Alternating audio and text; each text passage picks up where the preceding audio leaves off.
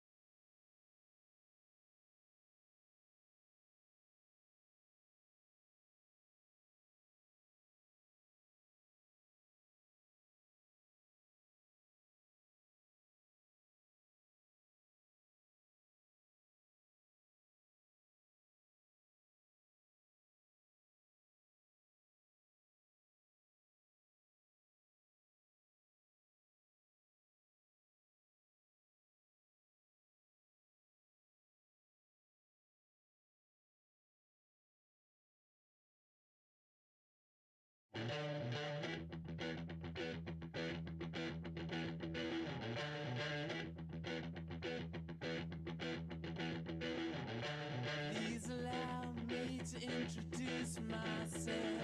I'm a man of wealth and taste. I'm the king of rock, there is none higher. Sucker MCs should call me sire. To run my kingdom, you must choose fire. I won't stop rocking till now we rock the party and come correct. All cuts are on time and rhyme connect. Got the right to vote and we'll elect. And other rappers can't stand us, but give us respect. I wanna rock.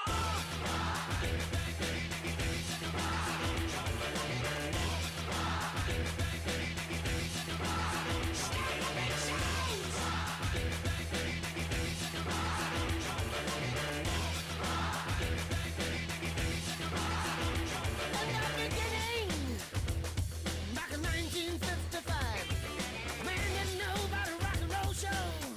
No, that guy. White man had the smokes, black man had the blues.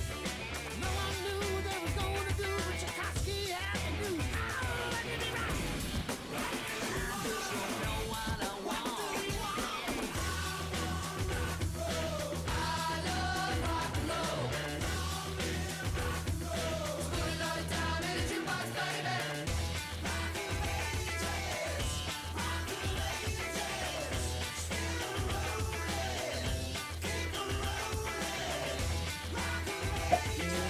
You're up on stereo, feeling all day. It's coming to Tuesday on Tuesdays and Thursdays. Chilling out, maxing, relaxing, and smoking. Joking with the boo. Oh, yeah, I'm toking. Ugh. Okay, that's all I got. John, I'm the boo.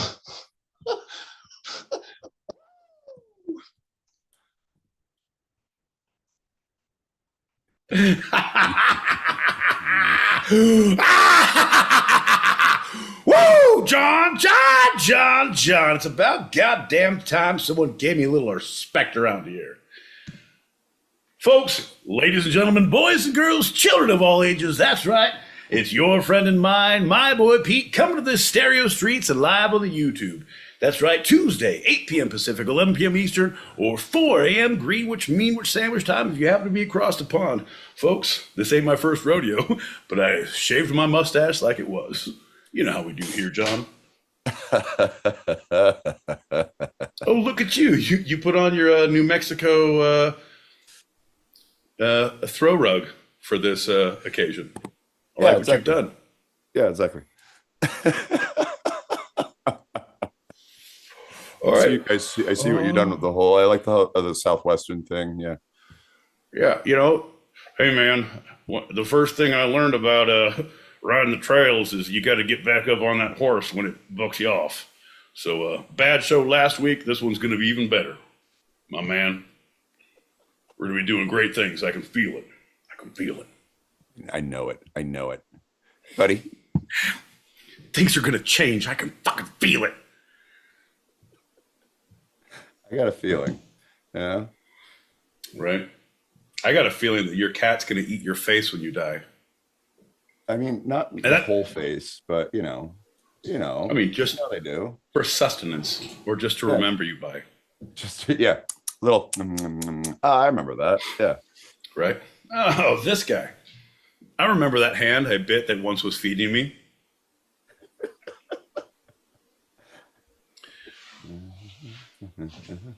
John, I feel like someone promoted you out of the basement and now you're getting all like willy-nilly. You're humming, you have a song in your heart and a chord in your hand. John, you're too freewheeling.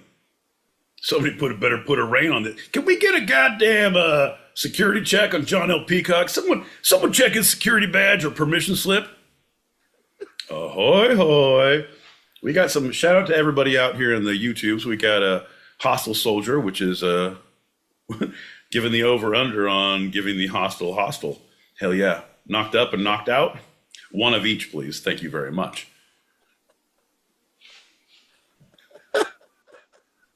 I don't even know what that means, but it sounds great.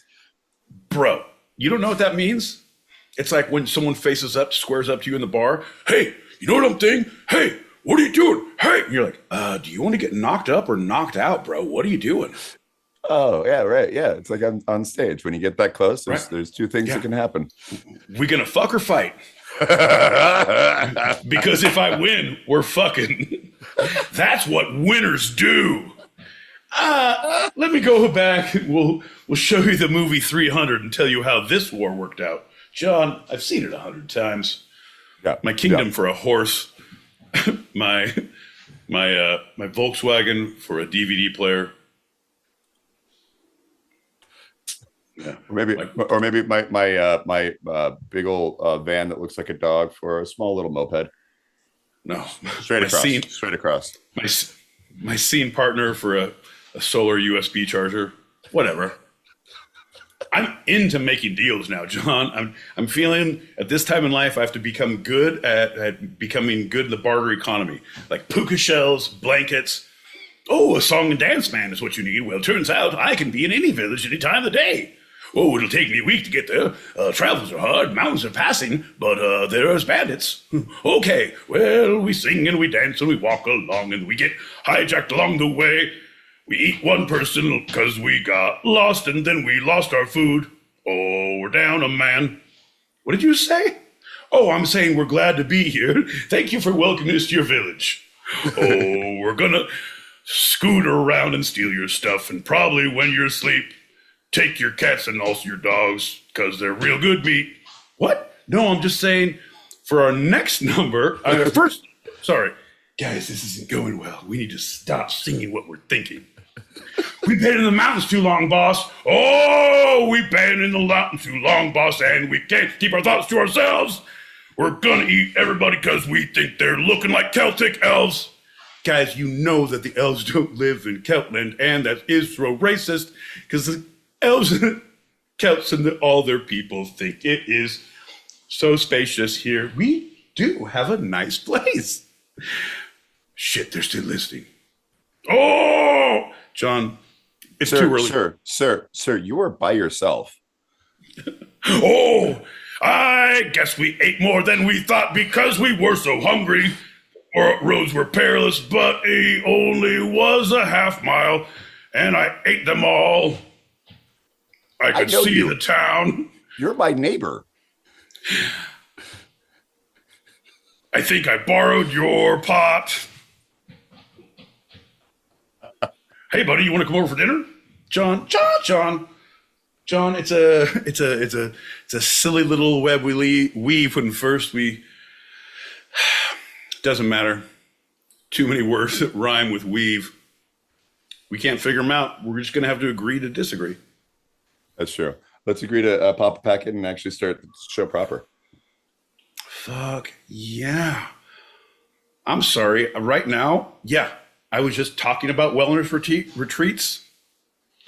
I was talking about well-read teats too, but that's a different topic. And your face looks just as fresh, but folks, it's just because John has a different background and I have a different background, foreground, third ground. Yeah, no, we're both well. We have been deloused. Here's the deal: we were picked up on a simple bench warrant, right? They shaved us, deloused us, and sent us on our way with $34 in our pockets. I mean, it's a really good system, and anyone who says it's not, agree to disagree. Anyway, that packet. I disagree, but I'll play it anyway. All right. Oh, John. Okay, John. My guys. To the pros. 4 a.m. Greenwich sandwich time from what can only be described as the worst accommodation on a residential training course for complex trauma. I can't sleep properly because my bed is like a plank of wood. Still serves me right. I'm fancy, and this is not my cup of tea at all. 100%. I'm going to be listening very quietly, and I might go back to sleep if I can. So carry on. I love you, boys. I love you. Love you so much. Julie, I'm going to let you say, if you want to use us as like a case study for complex drama, or if you need to fly us out, because we will sleep anywhere or nowhere. That's the thing about two-sided. We will go to sleep or we will not go to sleep. Whatever you need and whatever the... Oh, yeah. But we're here for you, and also quite dramatic. Ooh, you sweet thing. How about just a little poontang? Ooh, you sweet thing. How about a little poontang? I took a look and I said, darling, is that what you got? She said, this ain't orange powder and water, and you ain't no astronaut. It's a no breakfast drink kind of thing. Going to the moon real soon with the real poontang, baby. Ooh, you sweet thing. How about just a little poontang? Ooh, you sweet thing. How about a little poontang? Hi. I took a look. My boy Pete, so I said, should I ask her? He said, hell yeah, ask her. Hell yeah. I said, darling, can I smell your poontang? She said, why, no. I said, well, it must be your socks. Ooh, you sweet thing. How about a little poontang? Triple platinum. I'm telling you what, man. We play only the greatest hits around here. Hell yeah. Dr. Dixon Mason, my man, my friend, the man of the hour. Hell yeah, it's good to hear your voice, my friend. Good to see you. That was fantastic. Hey, Pete, how about we have a shot? John. Well, I usually don't drink, but turns out, John, did a lot of research. Alcohol has an addiction to me. So maybe alcohol has to go to a meeting and stop fucking with me. All right? It's a two-way street, booze. Oh, you didn't learn your lesson? Well, I didn't either. Bink, bink, bink. Like, ow.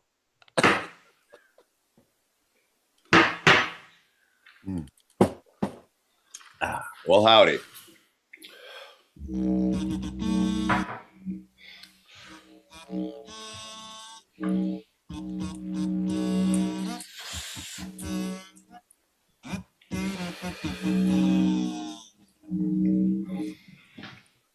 I need different versions of that. I feel like if you did different versions of that with all of your musician friends, like found like a mandolin and a harp and like an organ and like I don't think there's any more instruments, John. I just literally went through all of the instruments that there exist. I went to an orchestra once. It was those instruments. Plus the didgeridoo and the kazoo, which we already established. But I'm saying, if you did a reiteration, if you found a way to do... And all it is you're fucking La Cucaracha. You're the worst. I need an organ. I need a pipe horn, a bagpipe, an old priest and a young priest, and a whole weekend to work with. All right, fair enough. I'm John L. Peacock out in Brooklyn, New York. I'm my boy Pete, and I'm just barely getting started in Southern California. And you're listening to Two-Sided, a live recorded podcast where each week I challenge Pete with a bit of the two sides of life, the fun and the serious.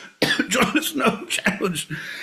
It's no challenge. It's a walk in the park. The fun and the serious, John, it's my day-to-day life. It's the me and the you, the right and the wrong, the yes and the no, the give and the take, the push and the pull, the ebb and the flow, the pad and the tie, the peanut butter, the jelly, the Laurel, the Hardy, the Fred, the Frederica.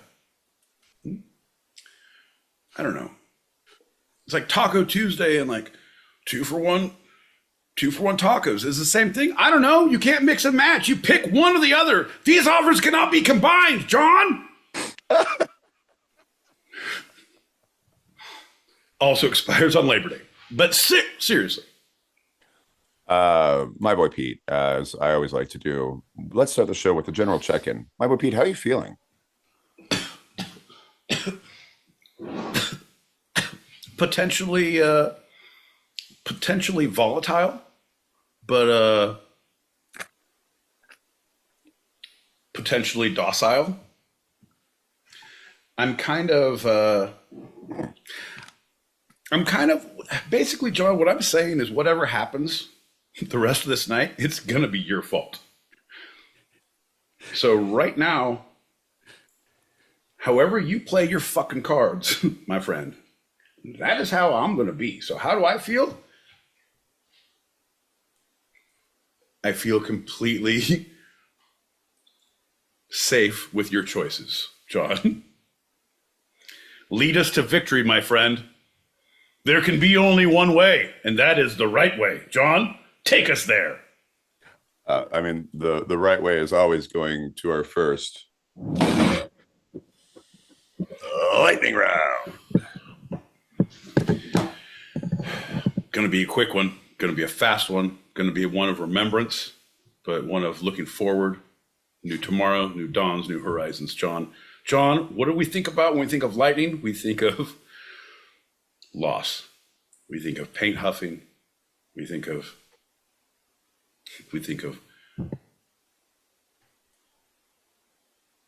detained by the police. Never arrested, always detained.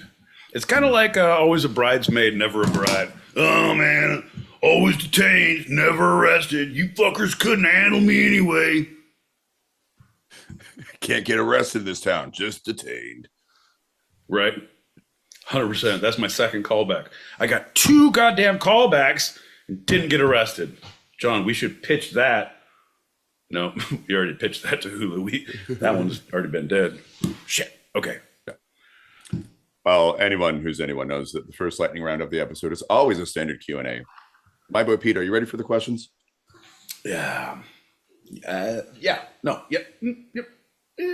Yep. No. I'll answer questions. I mean, I don't know if you can trust me. I don't know if I will be honest. I don't know if I will be specifically identifying as a person who is being asked questions. I identify as a person who's just telling a story.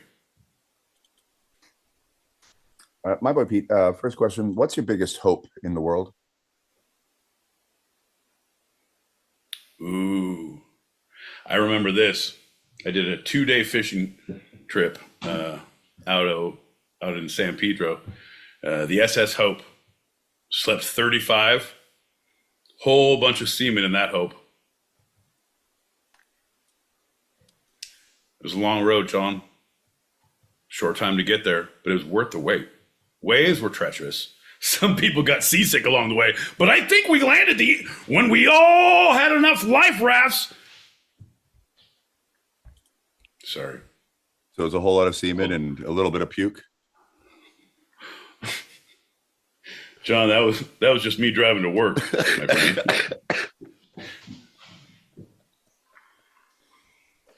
My second question, my boy Pete, what's your greatest fear in the world? Bro, the only fear is fear itself, and the fear of having fear, and the also anxiety of people knowing you have fear, and then being in a room where people have fear, or being on a call or around a phone or near a picture of a phone of someone who's fearful, or in a room or a building or a car that has a picture or looks like a car or a building that represents fear, or the vocal sounds of fear or anything that I perceive to be fear. So basically, fear itself.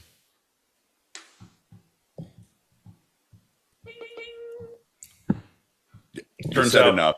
You said enough. Mental gymnastics got me out of fucking doing 2 stints in jury duty, man. Telling you what, bud. What is murder, after all? Your Honor, I have some questions for you.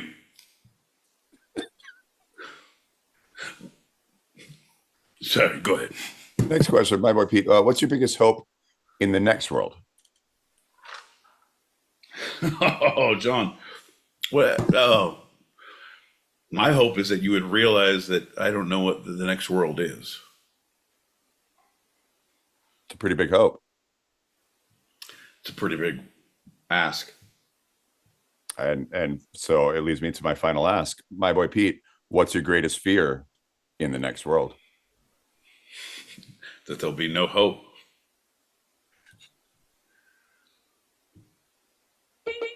Sometimes, brevity is the soul of wit.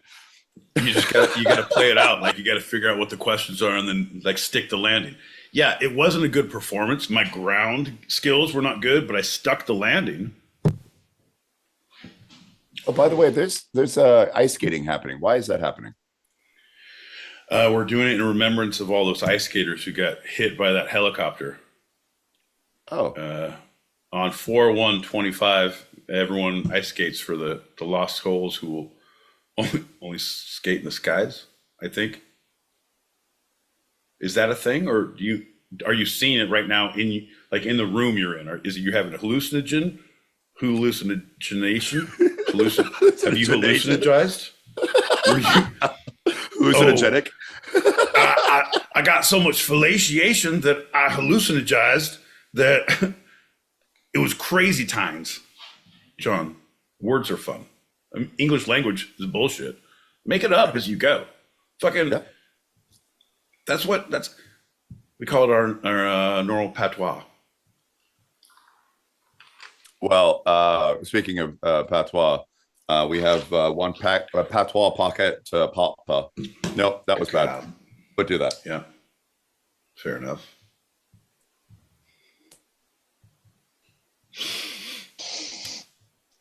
Tropic Thunder Lover. I love that. Random question, but what happened to Lightning Round guy? Is he still alive or did he die? Let me know. Well, I was hoping no one would bring this up. The whole thing is John was not wanting to discuss this. And I wanted to bring it up, but he's a strong arm in this whole business venture. It's an LLC. He said somehow we're going to get a 501c3, but I feel like he's embezzling. I don't know. But I've learned to keep my goddamn mouth shut is what I learned. See this? That looks like a cigarette burn if you ask too many questions. But you accidentally did it to yourself. You're like, why does everybody fucking question me? And you burn yourself. Doesn't matter. Same thing. No, but he went missing because he was having a hard time, and we're trying to find him. If you've seen him, if you see something, say something.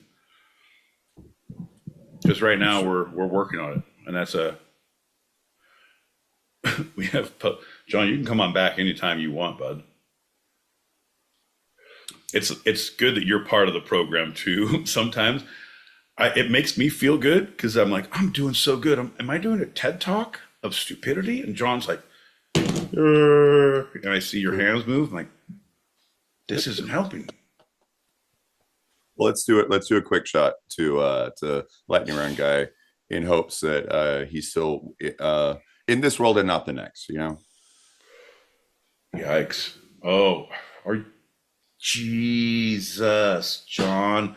I now realize what we're talking about: hopes and fears and new worlds and post worlds. You're talking black holes and future worlds and different things, and where Lightning Guy may or may not exist. Yeah, if he goes somewhere, I hope it's where all dogs go to heaven, because that's my dog, John. And I don't want to stay around if there's not all Lightning Guys go to heaven. Too. It's full of roadies and fucking bouncers, bunch of dudes, fucking strung out, black t-shirts or hoodies. Lots of lanyards, flashlights, lots of flashlights and lanyards, keys, silver paint around their mouths. Right. What are you going to do, man? It's a special place we all dream of. It's like Valhalla. Valhalla for the roadies. One for the roadies. All right, John. Fair enough. Cheers. Cheers. Bing, bing, bing. Look out. My boy Pete, we're going to talk about Lightning Round guy. I am praying on everything pure and holy that you've used the power of good and evil this week to have AI pull up some like missing persons on January 14th. 2024.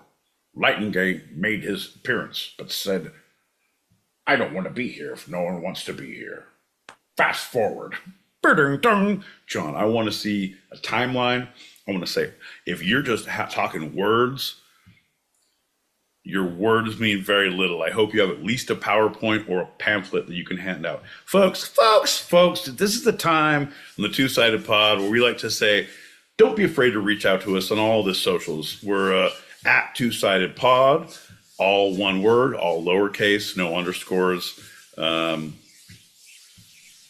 Yeah, but if you reach out on Instagram or any of the YouTube or Stereo or the Hulu or OnlyFans or Pornhub or wherever, you reach out wherever, we will make sure we send you a pamphlet of John's research that he's going to talk about. And you can go back in 2 to 3 weeks, depending on where you live, and shipping and handling fees will apply, will cash on delivery. You'll be able to look at said pamphlet and rewatch this episode and really go in depth. Folks, there's a lot to unpack, and I think we should get to it. I'm just stalling, and I think we all want to know. John, take it away. April Fools. We're going to talk about April Fools. You son of a bitch. I had them on the pamphlets, John. I had them on the pamphlets. All right, so folks, April Fools, but still, reach out to us on all the socials, at Two-Sided, all lowercase, all one word. All the places we said, Farmers Only, Plenty of Fish, Can't Believe It's Not Butter, all those places, at Two-Sided, all lowercase, all one word. We're still going to send a pamphlet out, but I don't know what it's going to be about. But we will have a pamphlet, and it's, God help us, it's going to cost John that nice fucking throw rug on his back couch. Darn, we're going to have to sell that. Do you know what the cost of postage is these days? We got to keep these motherfuckers in. Come wind, come hail, come sleet, come snow. You better come and pay that goddamn piper, John, with that sweet, sweet blanket you got there, my friend. That is commerce. So some sources, such as Charles Panetti's Extraordinary Origins of Everyday Things, cites... did you see Extraordinary Animals and Magical Creatures and Where to Find Them? Was he the same guy? Did he have that weird face of that weird British kid actor? Charles Panetti? Yeah. Forlornly. Yeah. But look, he was in that. Yeah. Did he win? Like, he was nominated. He was in something else. He was nominated. I didn't vote for him. Origins of Everyday Things cite another 16th century French origin of 1564, when the celebration of the New Year officially moved to January 1st by Charles IV's Edict of Rousson.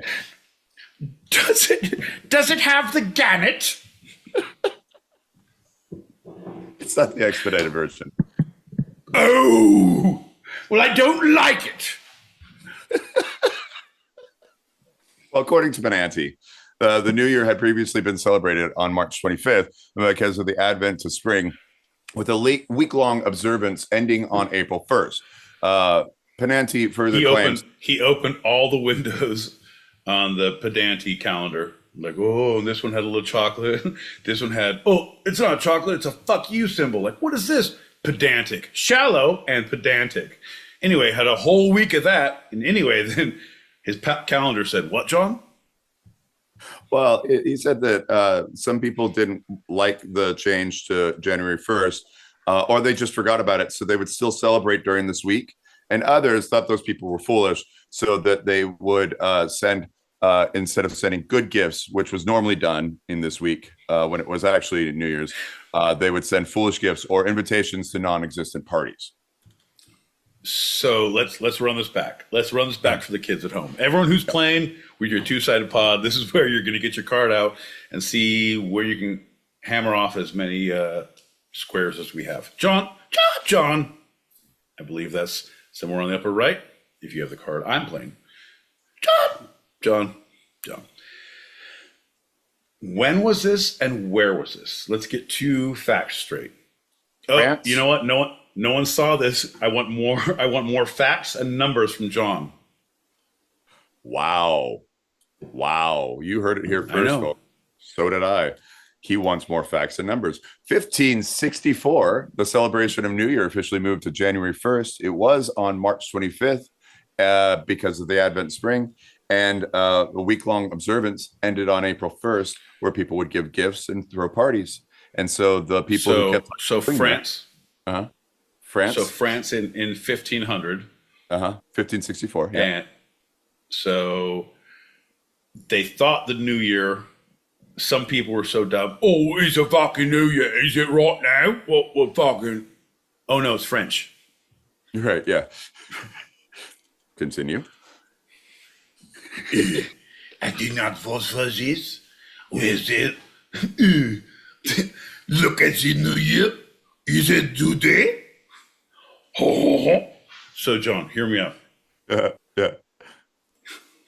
So, I just wanted to be English. I wanted it to be English so much because I had some great jokes.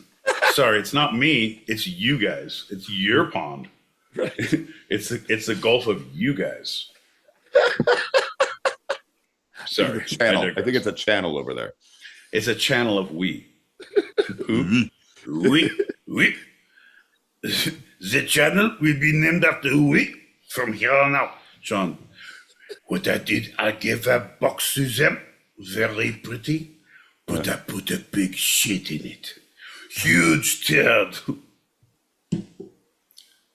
Who did you send it to? I sent it to no one. I spent £4. Crazy money. Oh, crazy. John, that's not. Why are they using English currency? Because the thing is, they know, John, they're forethinking. What they're thinking about is the Franks don't have as much strength at this point in time. The 1500s, John, Franks are down here, right? They're Francises, not Franks. Francises, please. Francis, John. I would prefer if you use the correct plural. We're not here to fuck around. We're learned gentlemen. John, our houses smell of rich Corinthian walnut and throw rugs from New Mexico. John.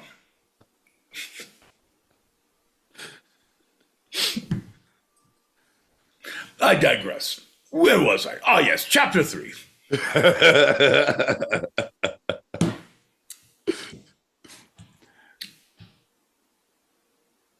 Sir, no, I was like, I should be a fucking college professor. I should definitely talk to people who have to listen, for sure. Yeah, I'm going to do that. I'm definitely going to. Yeah, I'll be a guest lecturer, for sure. Every lecture. Hey, kids, you want to see a dead body? It's a way to break the ice, John. First years love it. They're like, wow, this is a liberal education.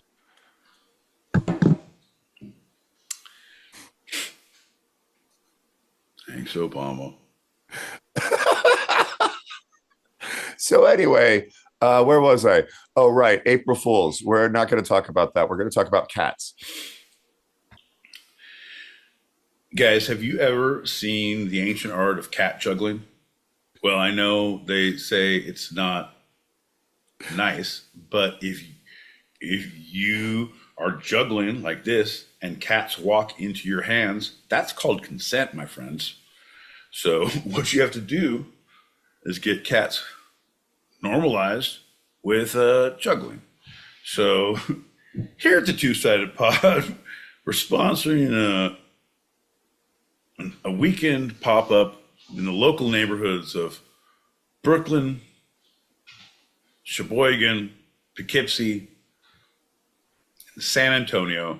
It's Juggling for Cats 101. Bring your cat, bring your 10 pins. Let's find a path. John, I know it sounds crazy, right? But I think if we just stay the line, we're going to make headway. And I feel like that's what grassroots is all about. Well, speaking of grassroots, not even a century ago, there were very few cats who lived entirely indoors. Many of them lived almost exclusively outdoors with the grass, the roots, the birds, the wildlife for It's 10,000 weird years that plus. for at least 10,000, John, I heard that after that, once they were domesticated, they kicked out the gingers. And gingers were then outside for at least 200 to 300 years. Then they learned their place, got their manners, and then were let back in, John. Cats and gingers have the same growth cycle if you look at how they groom and or interact. John, it's not me. It's just check 1 2 sibilance 1 2 3. My boy Pete, it looks like so the you reconnecting. Well, maybe that could be a thing something going on that Those actually you can still hear them, but those just happened. listening on the stereo Folks, stream. what I like to do on these little rants, these little raves, these little moments of what I like to call Yeah. human indiscretions. Folks, if you're just tuning in for the first time, well, welcome to the party. Tell your friends, tell your family, tell your parole officer. We'll be here next week. That's right. 4 a.m. Greenwich Mean Standard Time if you're across the pond on Wednesday mornings. That's 8 p.m. Pacific Standard, Tuesday nights, 11 p.m. Eastern on that same night. Fuck. John, I came in backwards and I tried to edge my way through. It was like running backward through a cornfield, man. I didn't know what was going on. It was crazy town. Holy shit. Well, let's have a reconnecting shot at that point. As I just let you know that there are many cats who we call community cats. I call them alley cats out here in Brooklyn. Mm-hmm. We got a great community of alley cats. Live healthy lives outdoors all day, as all domestic cats are biologically still adapted to do so. Do you have any? Do you have any community cats or alley cats out in your neck of the woods? I have a lot, and I like to keep them close because they're like an army.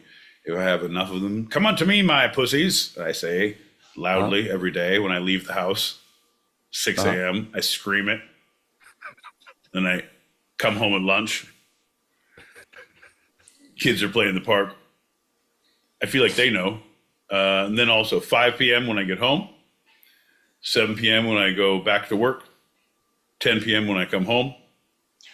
I forgot my keys and traffic was bad. It's a whole thing, John. Don't get me started. But also, I think the pussies know. Where were we? Here's to reconnecting. Reconnect. God damn it. Speaking of reconnecting, John, you know who's here? You know who I've seen? I've seen a few blasts from the past faces, and I'm just gonna go on a line and say there's a couple of people out here I just am very appreciative of seeing their faces. I don't want to make it weird, John, but JFK Jr., thanks for showing up. I knew you'd come back. Joseph Smith, you were the last one I think you'd show up, but kudos to you, bud. Yeah. John, here's to you. Here's to you. Cheers, buddy.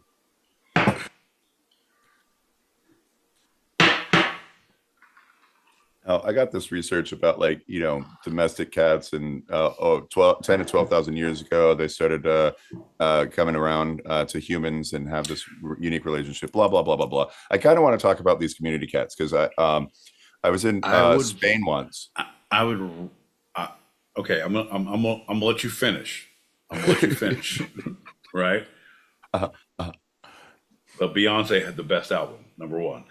Number two, I would like to fast forward to where the cats eat your face when you're dead. Let's do that. Let's do the. No, okay. You want community cats? I'm gonna hold on to mine. Okay. I think cats are the devil. I love them, but they're like, it's like, John, cats are like fucking. They're not addictive like fucking heroin. but they're super, super evil and not good for you, and will like fuck your world up on a whim and give you nothing back. It's no, why? No. God damn it, John. I pay taxes. I have a fucking mortgage, John. I have a portfolio. I have a life plan. I have a toilet bowl that's springtime fresh, John. I deserve goddamn respect. I'm thinking about getting a Subaru Forester. You know, I don't know. Maybe listen to some Alison Krauss. Put on a flannel, eat some crunchy granola. I don't know, John. The world is my oyster because I fucking pay taxes. I want animals who respect me. I want fucking dogs. I want fucking lemurs. I want fucking barracudas. I want howler monkeys. John, I want Why? Do you know who my father is? Because the howler monkeys do, John, and they give me the respect I fucking deserve. Me and howler monkeys are like this. Fuck yeah, you guys. Let's get some. Animal Planet. Brought to you by Two-Sided. My boy Pete gets fucking drunk and goes out in the bush. Look, he's gonna be eaten by something fucking big and dangerous. Fuck you! Howler monkeys will save me. You guys don't fucking know. Come on to me, my howler monkeys! And at that point, only just feral cats from me like, you guys, you can't save us now. Save yourselves. I'm here for the monkeys. John, street cats can't survive in the outback. They'll be eaten by crocodiles. I don't want them coming when I call. My call is so powerful. I need to make sure it's tuned in to howler monkeys before I use it aggressively. John, with great power comes great responsibility. You're talking about howler monkeys? No, I'm talking about the cycle of life. John, when I hold up this little lion cub above my head, what I need from you is to understand that it's a circle, bud. It's a fucking circle of life. Don't make me sing the song. Just get the image. Like if this is a PowerPoint and I send you a packet, I need you to download the file and not have to put audio on. Right. That's it? That's the end? Okay, good point. Oh, it comes to a place that John doesn't know about. See, because you didn't even know. Because you didn't read the packet that was sent. If you understood the words and the feeling that I had made in my intent, John, it's the circle of PowerPoint. John, it's all about the speaker notes in PowerPoint. And I don't know if you know about PowerPoint. It's a little thing we call Who's a Good Kitty. Don't touch that cat. My baby. All right, continue. Oh, okay. Continue about your street cats. Oh yeah. So I was in Barcelona with my boy Ian, and we were walking and we took a turn, and it was like we just went into like a mobster meeting, because they were not fighting, but they were all real tense, and they all turned straight towards us at the same time. Like we were the people who should not be there. We're like, I think the mobsters, the mobster cats. Yeah. Oh, cats. They were cats. I thought mobster cats. Mobster meeting cats. Yeah. No, you're with me. Yep. Felines. Feline. Not people. Yeah. Not like men in oversized coats. Scarred on their faces. And so we walked down this alley, and they slowly parted, and then they like came back in behind us. And so like they were surrounding us at one point. We're like genuinely afraid. It was like, holy crap, are we going to get jumped by a gang of cats? And we booked it out of there. And we were like, that was somewhat terrifying, because we impeded on their turf and they let us know without saying a word because they're cats. They don't speak. So what we did then, we got a group of our best dogs, and we went back. We fucked and showed those cats who were boss. Who's fucking Allie? You goddamn pussies. Ours, you fucking street pussies. John, the thing is, if you give an inch, they take a whole scratching post. I've seen it 100 times. Sometimes two. Right. I'm not saying in my household, but maybe. I'm not saying either way. A household. Hey, un household. Well, so that leads me to your point. I'm going to save your life. I'm going to save your life. From me to you, it's a big expenditure, right? There's a lot of red tape to cut, John. But luckily, bud, I got people on the inside. What I'm going to do for you, I'm sending you a howler monkey. John, I need you to be home between 4 and 8 p.m. on Tuesday. The 8th. John, here's the deal. And it's not for anything special, John. But also you're gonna need to get some human meat to feed them. Also exert your dominance. Otherwise, they will kill you. John! Here's the deal, bud. Don't say I never gave you nothing. You're getting a howler monkey. So let's go back to your point. After that terrifying experience some years ago of the community cats, I call them alley cats, or gangsters, what do they do to humans? No, to their own humans? Unhoused cats. John, the world we live in. Gangsters no longer prefer nomenclature? No boogie. Yeah, they shuffle. No, here's the deal. It's unhoused felines.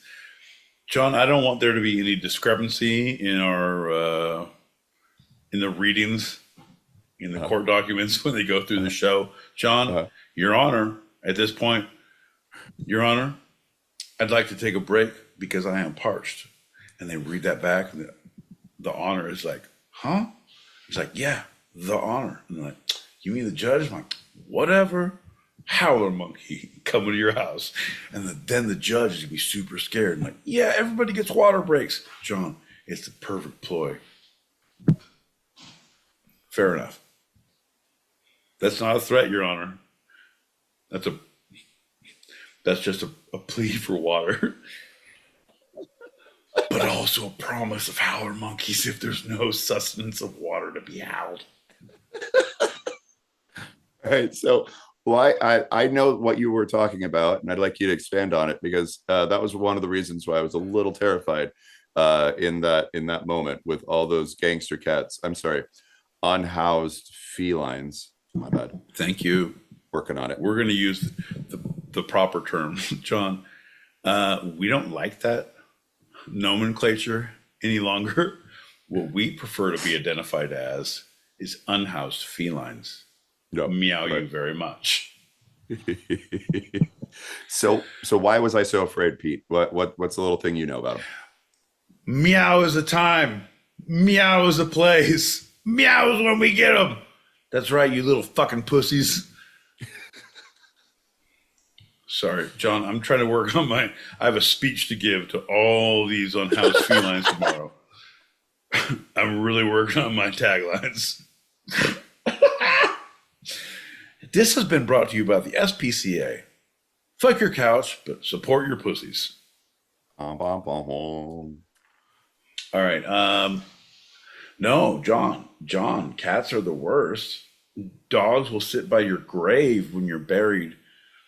Dogs will try to pull you to safety. Cats will run away and come back. I'm like, oh, you're here and there's no food? Let me eat your fucking face. Or there's somewhere nice to live, so let me curl up on the baby's face, John. I had to have so many babies before the cats stopped snuffing them out. John, it was nuts. Okay, that's not funny. Yeah. Here's the deal. The thing is, I had no. They were Digimon babies, but turns out they had to have court-ordered California statutes demanded that I raised 15 Digimon babies to full fruition before I could be free to run amok in the counties that I reside in currently. Long story short, I found some didgeries on some black markets, and cats were no longer a problem. You know what I mean? Anyway, Those are under the age of 50. Anybody want Digimon. Anybody want to go to lunch in Los Angeles County? John, let me finish my fucking joke. Digimon, yeah. What the fuck, man? It's a rice baby. It's a fucking what do you oh you have to fuck now in high school and have a fucking baby? John, I don't know. I don't have a kid. I don't believe in talking to my families of friends who have kids. I don't know about your fucking life goals. This is all bullshit, John. Digimon. You get a fucking egg. You get an egg. You get a Digimon. You get a. I went Digimon because that's him. That's cool. I'm pretty sure kids are with it. They like digis. Fuck your couch, John. Fuck your couch with your goddamn New Mexico blanket on it. Nobody likes your style, and we all want you to get more turquoise when you go to the free range market that you live by. We'll do. Jesus Christ. You are trying. What I want in life is I want your partner to aggressively push that hard for the decoration of their background. So like, all right, there's open spaces and barbecues that are broken down.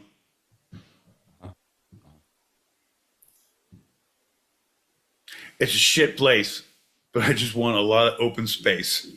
I want nothing around. What's it? It's like home. It's all a bunch of bullshit. Are you talking about my cat? I am talking about your cat. Your cat comes from the great beyond, the great void. We call it the veil of unconsciousness, John. And we're all going to get tattoos and sweatshirts that match. It's going to be amazing. What size is your cat? Remind me again. I went through the veil. I don't remember. The fuck, bro?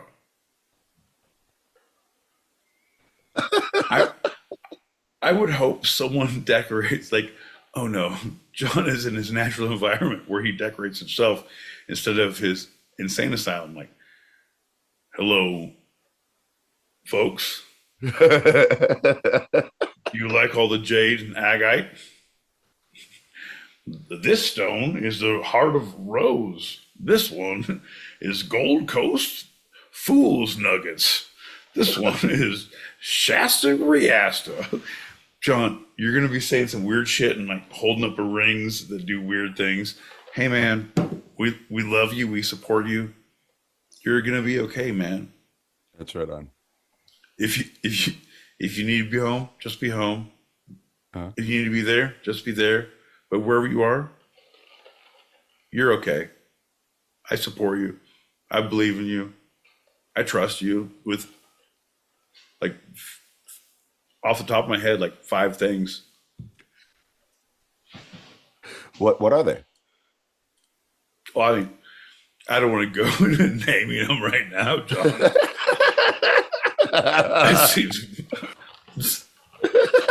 It seems like a waste of time, you know? But just know that there's at least 5 things that I don't think you're a piece of shit about. All right.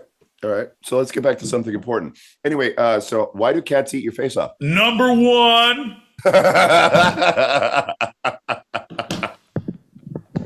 I had to, bro.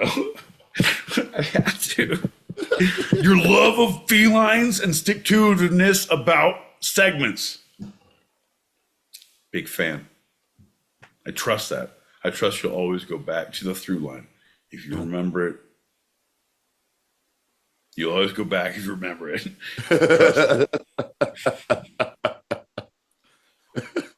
No, Pete, put a button on it. What do cats do to their Number human- 2. Huh? I think that your knowledge of when a bit is done, right? Of when things should put to bed, like that's a dead dog. We should let it lie. Dead horse. It's a Persian rug. I don't know, you guys kids. It's a Digimon that doesn't breathe anymore. Whatever you guys call it these days, I get it. Like, you're good on that, right? So anyway, let us know what's the thing about cats with their And that you know what? The number 3, John, I would have to say, I just like that you understand what the balance is between work life and home life. John, this is a man who understands what recreation is. I don't know if you've ever seen a ginger who invested more in zinc oxide. Well, I would be amiss to find one other than John. This guy. Anyway, I digress. Rule of 3, we're done. John, I love you. I will never interrupt again. So tell me about your pussies. Number 4. No, I don't believe in those anymore. John, we're past that point.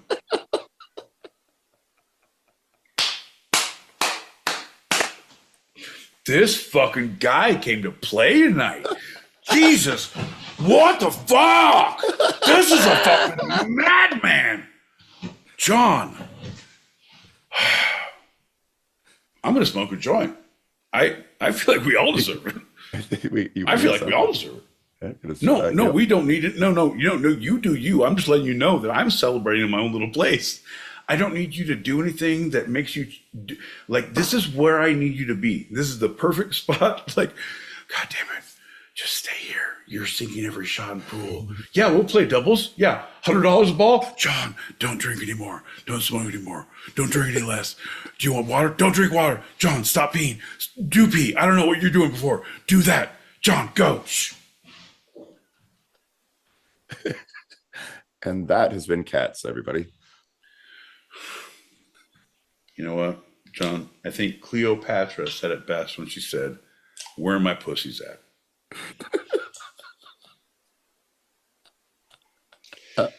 I knew you had some Egyptian shit in there, so I was like, I wanted to give a shout out to like Egyptians and pussy, and I was like, what better way than naming, name drop, John O. Peacock style. I was talking to my friend Cleopatra. I don't know. No big deal. Anyway, she said, "Cats be crazy," and I took that to mean pussy is nuts, folks. Good segue to my next story. So there I was.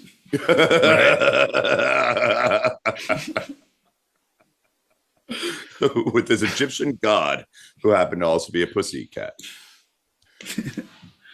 That's what we call dry food for the neighbors. John, what we like to do is we put a big plate out for everybody to eat from. And then the ones you take interest in, you try to hook and bring into the house. John, that's what we call a little thing called dating. I don't think hook is the preferred nomenclature anymore. I think it's sex work.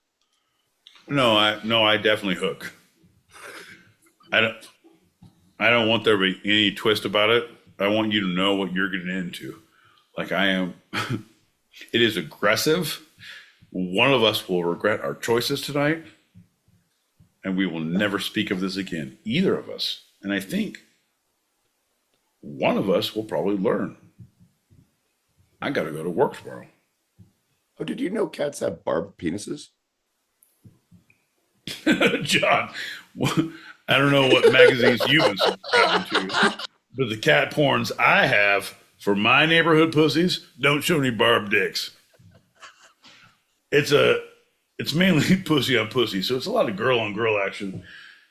It's a real feline treat, is what we call it. You're the worst. You're the worst, bro. You're actively the worst.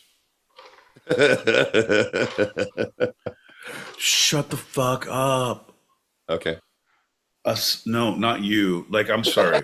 Folks, ladies and gentlemen, boys and girls, children of all ages, I'm going to yell at John real quick one more time. John, shut the fuck up. I apologize for all my forthcoming reactions, but no, forthcoming? Previous. No. Three Nope. coming. Nope. I apologize for nothing. Folks, ladies and gentlemen, boys and girls, fuck your couch. MFA's here. Assaulted human. My fucking... I caught your reference before, but I didn't catch the thing, and then she fucking threw one out on the YouTube. Folks, we are live on the YouTube, so if you're seeing the stereo, you can click the link above your heads and come on to our live YouTube. John, it's our anniversary, John. It is the paper anniversary. Nope, it is the... What is it? John, I've never had a relationship last this long. I'll be honest. Me either. By the state of California and the power invested in me, I think this is a big fucking mistake. I guess we have that. Yeah, this is some bullshit. This is some... What the fuck are we doing? Yeah, I'm sweating too, John. Woo, like a fucking whore in church. Sex worker. Nope. It's on my business card. And I passed them out. I passed them out in church.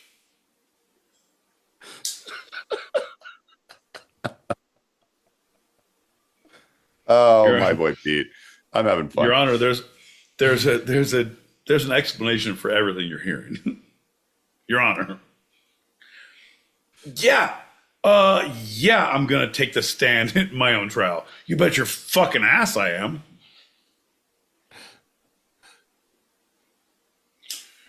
By the time this fucking trial is over, I'm gonna own this courtroom.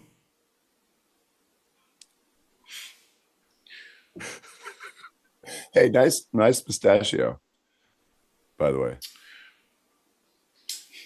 Whoa, D's nuts? You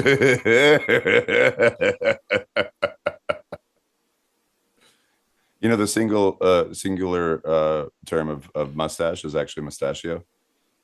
People usually use it wrong. Yeah, and I bet all those people who use it wrong love to hang out with you after you correct them. They do. I mean, they say they do. They got to go home to wash their hair and stuff. But it's cool. Yeah, they tip me $1. They tip me $1 and finish their drinks and go outside. It's weird. It's winter, but all my patrons drink outside in the snow. Hey, thanks. It's weird. Hey, did you know that a Van Dyke isn't actually a sexual position? All right, I don't want to keep it open. I'll pay cash. I'm good.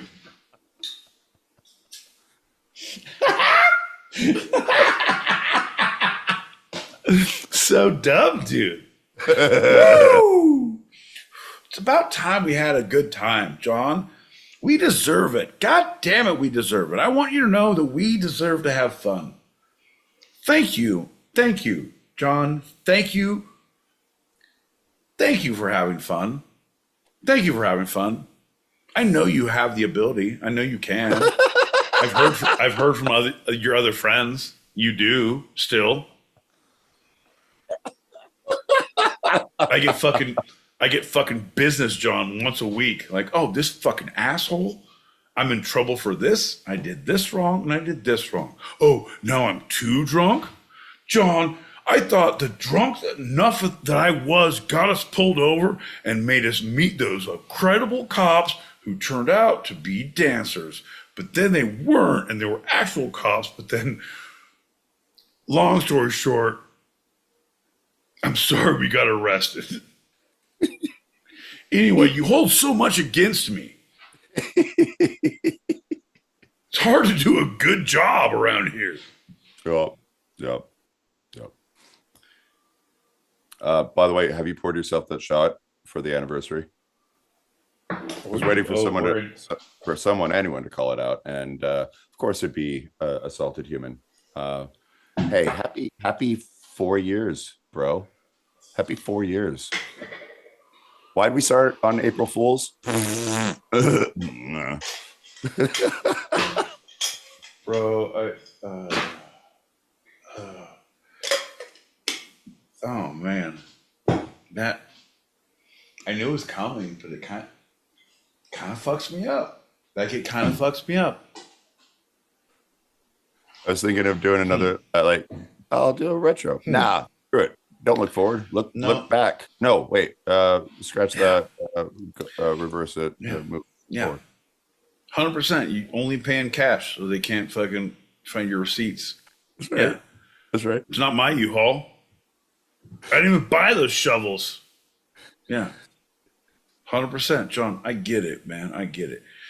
It's just the thing gets me that's rough is looking back, like, because I know when we started this because of the pandemic, because of we connected because of our friendship, and we connected to find a way through some bullshit. And we would talk like twice a week, 3 times a week, just Zoom and bullshit. And like, it was hilarious and funny and just us like, what the fuck? Why is this not on tape? How am I not getting paid for this? And I get paid for all those weird sex acts I do with that fucking neighborhood pussy. Yeah, you do. It's okay. We crossed a lot of lines there. Community cat. No, but I said sex acts. So I just was like, fuck, I fucked a cat?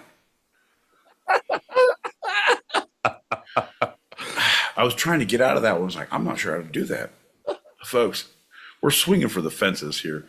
I'm just saying, yeah, it was good. It was good for a while. And then it became we started it and it was great. And we're doing 2 a week and became a job. And then John became a ginger.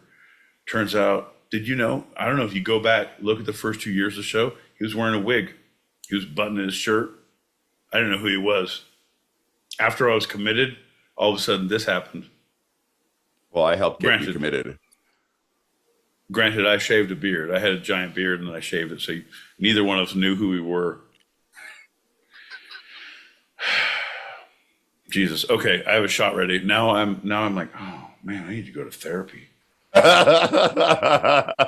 You're in therapy, baby. You're in therapy. Yeah, no, I did this to try and not go. And like, oh, this is not working. Like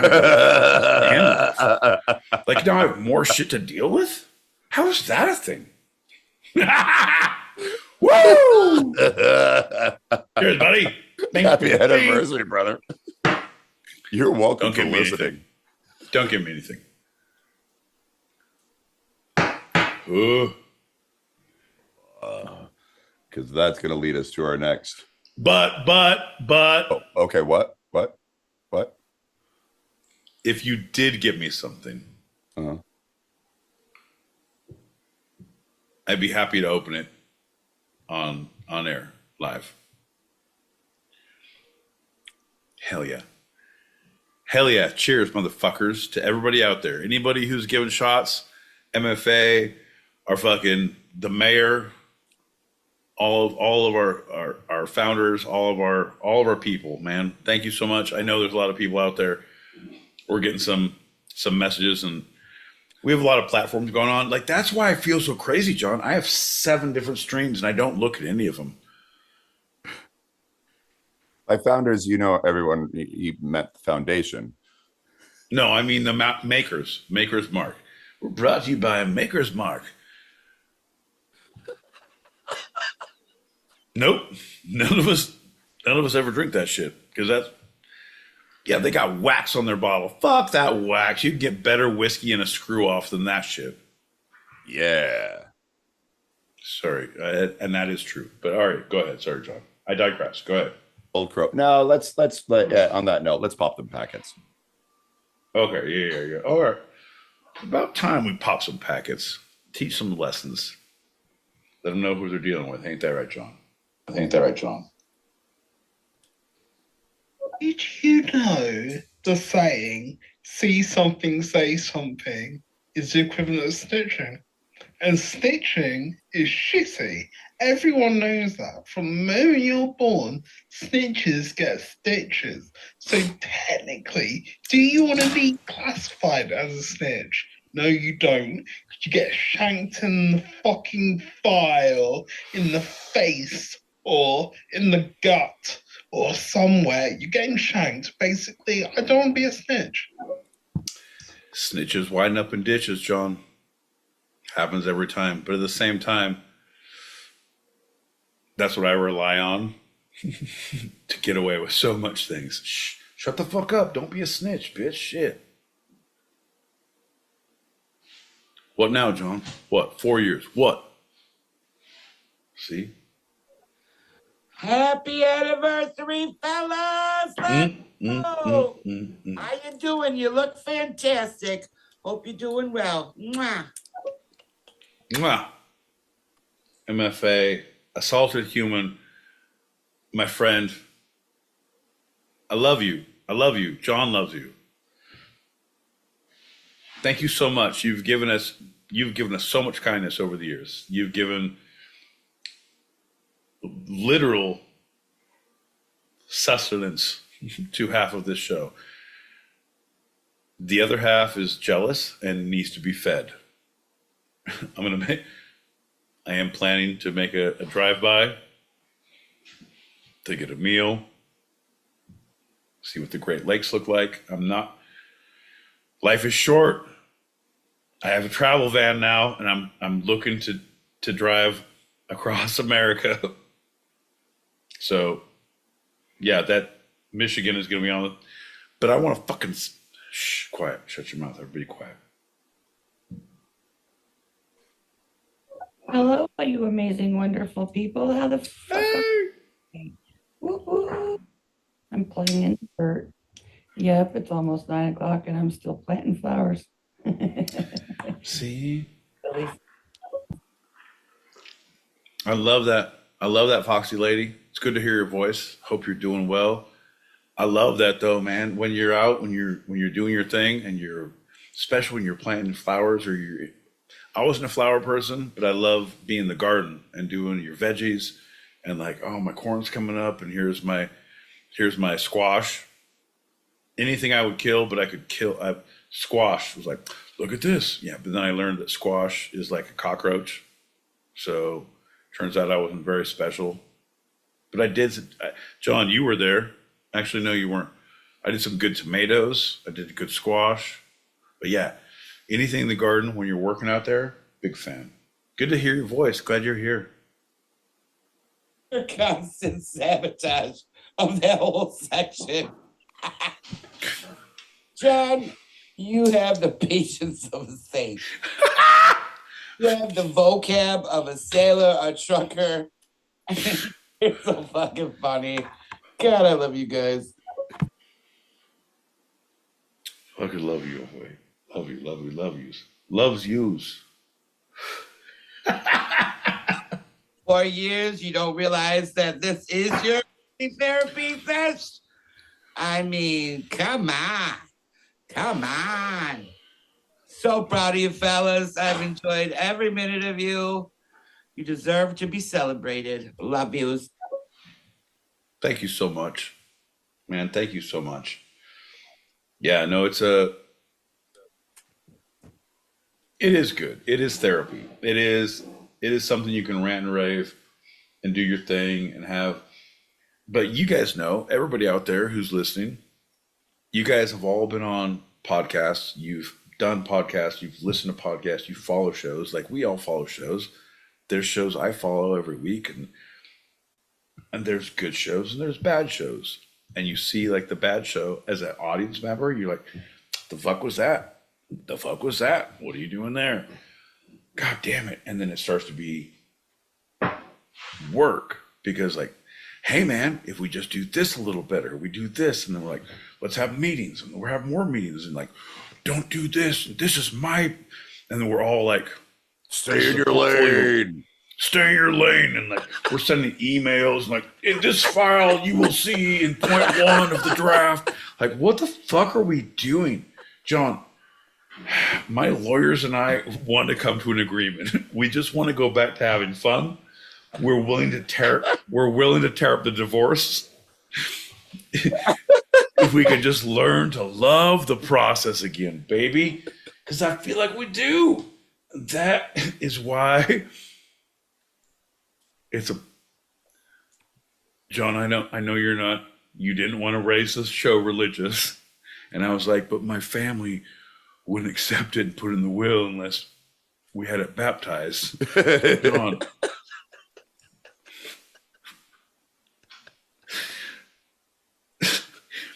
If we could take this moment to baptize the show. John, I don't know if it's a good idea. No, it's a horrible idea. Yeah, that's an active horror. As I'm talking, like, hey, would you near 4 year? He baptized the show. Right. Oh. Hey, Sinead, what are you gonna do when you get on SNL? You know what? I don't know, but I think I have some things to say about the Catholic Church and everything they're doing. But I have some great songs. John, don't make those mistakes. Was that your Sinead? No, she's dead. She can't argue it.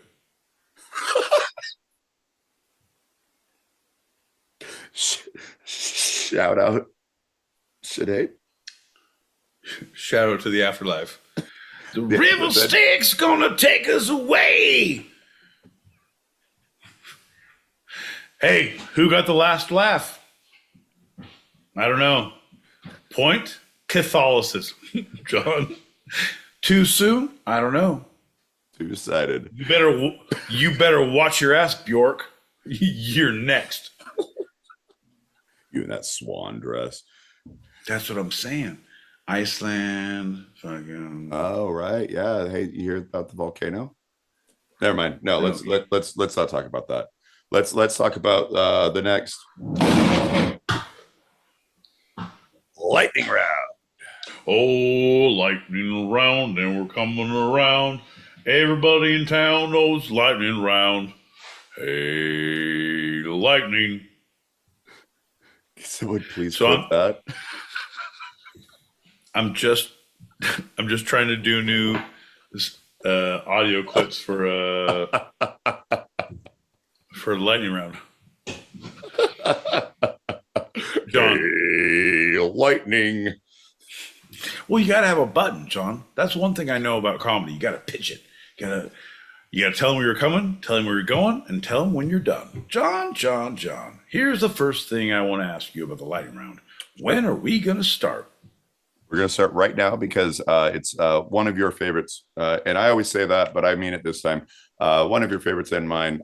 This lightning round segment is the editorial dick.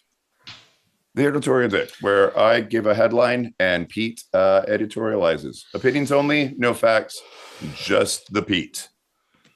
Oh, this is going to be a good one, John, because here's a little pull the curtain back behind the scenes, how the sausage is made. Time to make the donuts kind of comment. John, I have been so hammered down with everything in life in the last, I would say 10 days. Mm-hmm. And I'm giving a very specific time, like 10 days, 12 days, because I don't watch the news, but I'm aware of the news. Mm-hmm. I take a point to be aware, like, yes. Oh, those kids, yes. Stay off my lawn. Yes. Fuck you very much. Mm-hmm. Yes. Mm-hmm. Oh, I've got this much, and I've had 3 interactions where I felt like a fucking idiot. What do you mean? What happened? Because everything now is like, oh yeah, we're at war with the South. Or like, oh, here's the deal. It's illegal to read on Sundays. Mm-hmm. Like, there's like very like, oh, if you're fertile, you have to wear this color and live in this. Nope. See, I fell asleep and I watched the thing. 2 different worlds. But John, same thing. Anyway, yes, I'm excited. 2 different things, but the same thing. Right, exactly. I have opinions. I haven't lost my opinionosity. Opinionosity. I'll take What size do I get? I'll take the extra fried opinions. Double helping. So this first one, it's great. This first headline is Will Smith claims GOAT rapper status in chest beating lyrical lemonade freestyle. If there was a way to slap an album, John, motherfucker's been out of the game for over 10 years. Like, it's been 15. Like, you haven't dropped anything. Hey, and I'm the DJ. Fuck you. Summer better learn something and not drop any more albums. This is some bullshit, John. Honestly, the thing is, no, John. I have to put him in the Drake category because now I'm looking you at as a musician, right? No. You were a musician that made your chops and became an actor. Your acting was what I judged you on. And that is where I judged you fucking around and finding out in the social media, in the public opinion spectrum. But now you're like, okay, I'm not winning enough in that. Like, bro, if you just shut the fuck up, took care of your personal life in whatever that may be, and I would truly say, like, hey man, sometimes dealer need to be out, right? Like, you can't unfuck a situation sometimes. Like, once things are, and I'm not saying I'm playing, maybe that's not your, maybe you need to, maybe that's good, but maybe you need to go to therapy and say you figured out that it's not what you need to, because that's crazy town. What the fuck? All I'm saying, hear me out.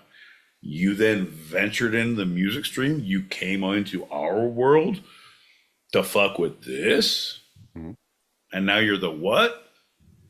I bet you money Drake will go after him. Really? I mean, he didn't go after. See, Drake didn't go after. No. Okay, John, you're saying that as a thing that was a joke. Like, no, the only one you can beat, Drake. You took lawsuits of you're a bullshit. Like, you just cut your card on that, and now the only person that you could possibly go against is Will Smith, who is not a musician ever. John, it's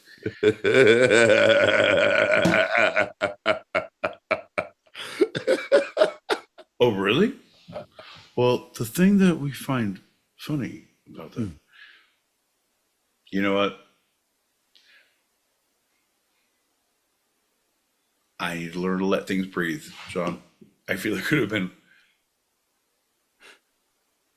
I think it would have been a lot better if you just asked all the questions and done everything. Second headline, my repeat. Cory Booker's Senate floor speech warning against T-Rump passes 24-hour mark and sets new record.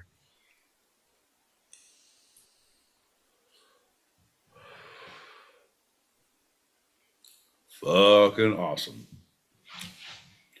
Don't care where you are, who you are, what side you're on. Hey, motherfucker. Y'all ever heard of a little thing called the Guinness Book of World Records? As a child, I was excited about the longest fingernails and the fattest man.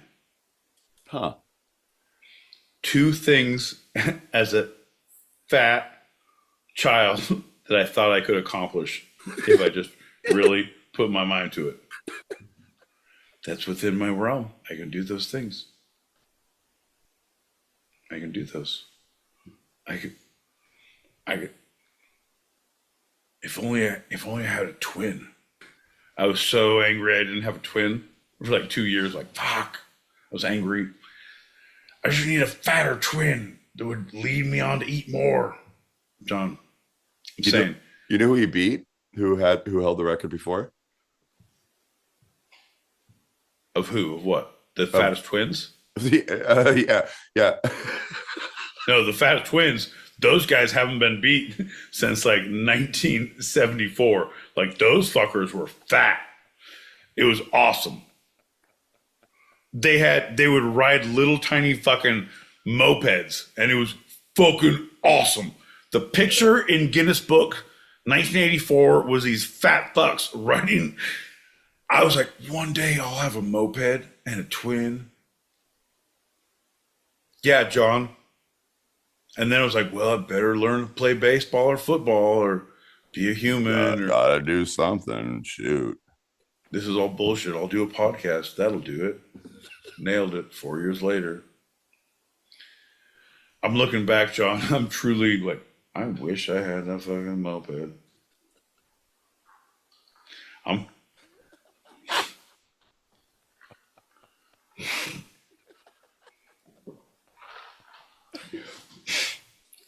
It was a douchebag who tried to filibuster the Civil Rights Act. So there was Ted Cruz who had held the previous record for the filibuster. It wasn't Mr. From Mr. Cribb, Mr. Smith. Yeah, Mr. Had another thing. It's in your house, Billy, in your house. Wrong movie. I'm just saying lines. I've been awake so long. I don't know. John, we're not here for a long time. We're here for a two-sided time, John. So what I can tell you, what I promise you is I'm going to talk about some things I don't know. What I can promise you is that the previous filibuster record, Strom Thurmond had it, and then Ted Cruz took it 3 years ago, or 4 years ago. Did he? Ted Cruz took it, but Ted Cruz was literally reading children's books, where he was reading the phone book kind of thing of the Mr. Smith goes walk. Mr. Chips gets a banana. Right, yeah. Whatever. Howling monkeys. Right. Your house on the road. Your house. And your house. And your. The boy looked at the man. The man filibustered longer. Bro, Cormac McCarthy's work in the Senate was crazy. Is that's his last lines? Never mind. No, getting Yes. off top. It is. It actually is. Yeah, I thought so. But no, Cormac McCarthy is one of my favorite authors. Because you're depressing. Bro, have you done this show for 4 years? Have you sat at my table? Do you know who you're fucking dealing with, John?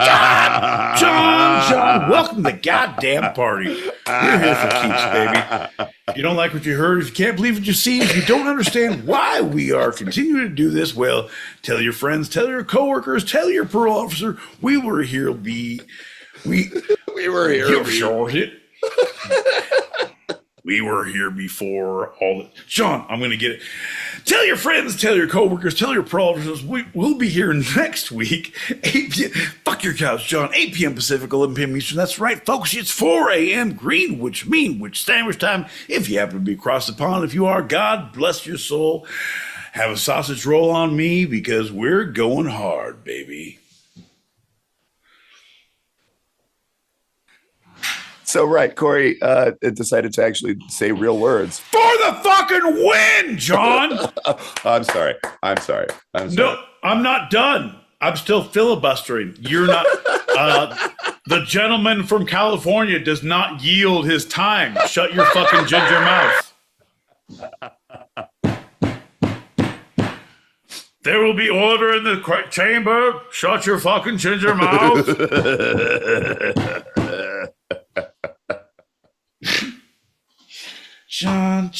John. Badass. So I'm saying on any level that you're on, whichever side you're on, the sheer audacity, the ability to accomplish this goal of standing on your motherfucking feet for 24 hours and 17 minutes is fucking ridiculous, right? Yeah.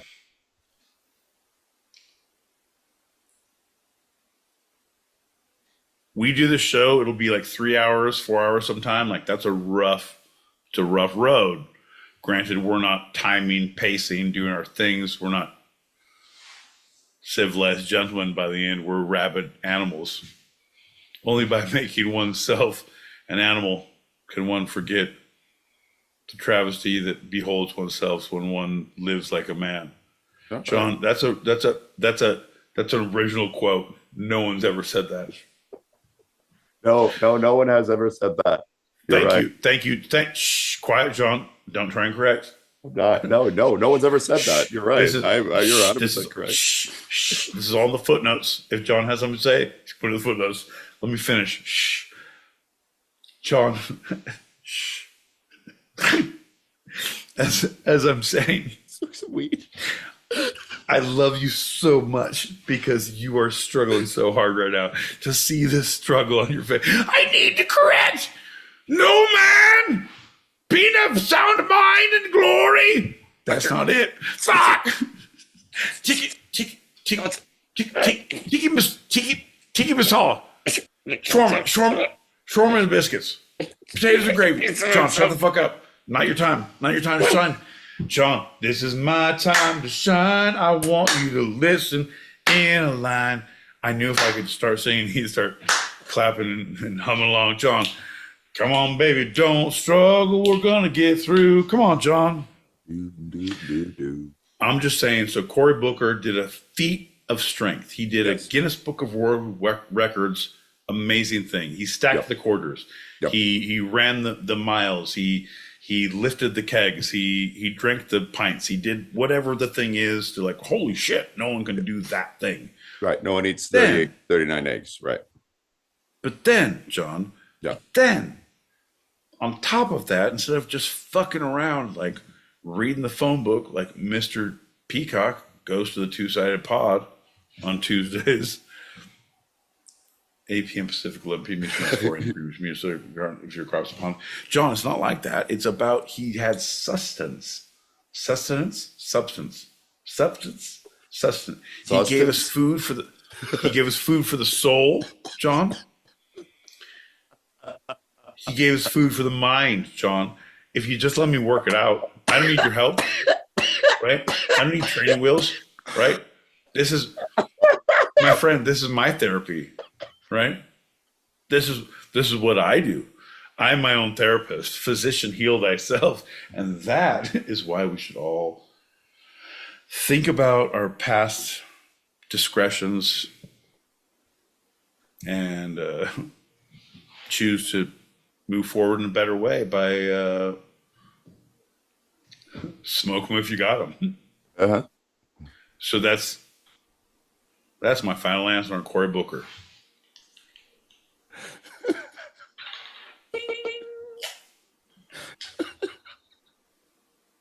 And ladies and gentlemen, that was officially the longest filibuster in any lightning round done by my boy Pete.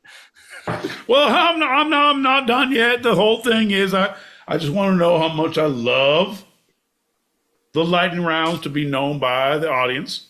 Number one. Well, the other thing, I do not yield. Wait, I have finished my opening statement. Wait. Is that your man? You're out of order. Okay. You're out of order. This whole system's out of order. Well, Al Pacino. Well, folks, I do believe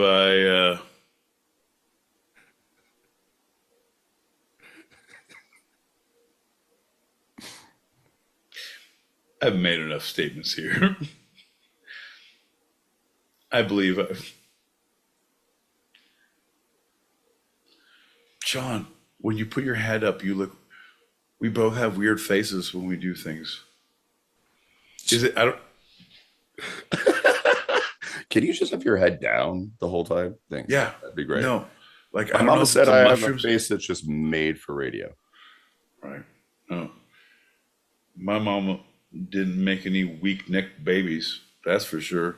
We're all thick necked babies.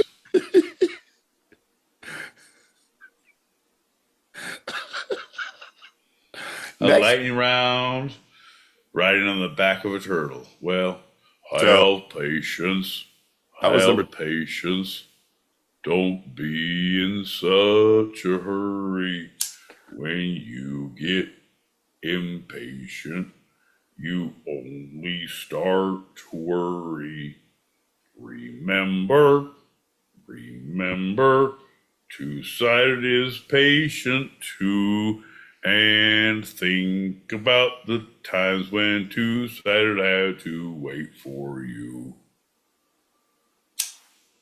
So that was our second headline. We're moving on to number 3. And number 3 goes like, sorry, lightning round? Deluxe came in here. The eyebrows like radio. Turtle. He's coming in hot. This guy. Hell Lip yeah. reader. I like it. Lip reader reveals what Morgan Wallen said before abruptly walking off the SNL stage during credits.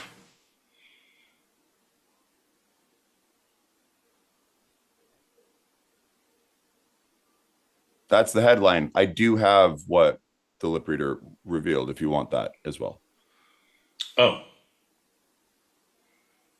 Dude, it's crazy. When he said, I can't believe I ate the whole thing. And he walked off in shame. Like, it was a cast cake. It was a 16 by 9 sheet cake. And he said, I can't believe I ate the whole thing. Anyway, he now has diabetes, and they're looking at an amputation for his left toe, pinky. Thank God it's not the big one. That would change the career. Now we know. And knowing is half the Wallen. All else you know. All right, next headline. Scientists reveal plans for an even bigger atom smasher to address the mysteries of physics.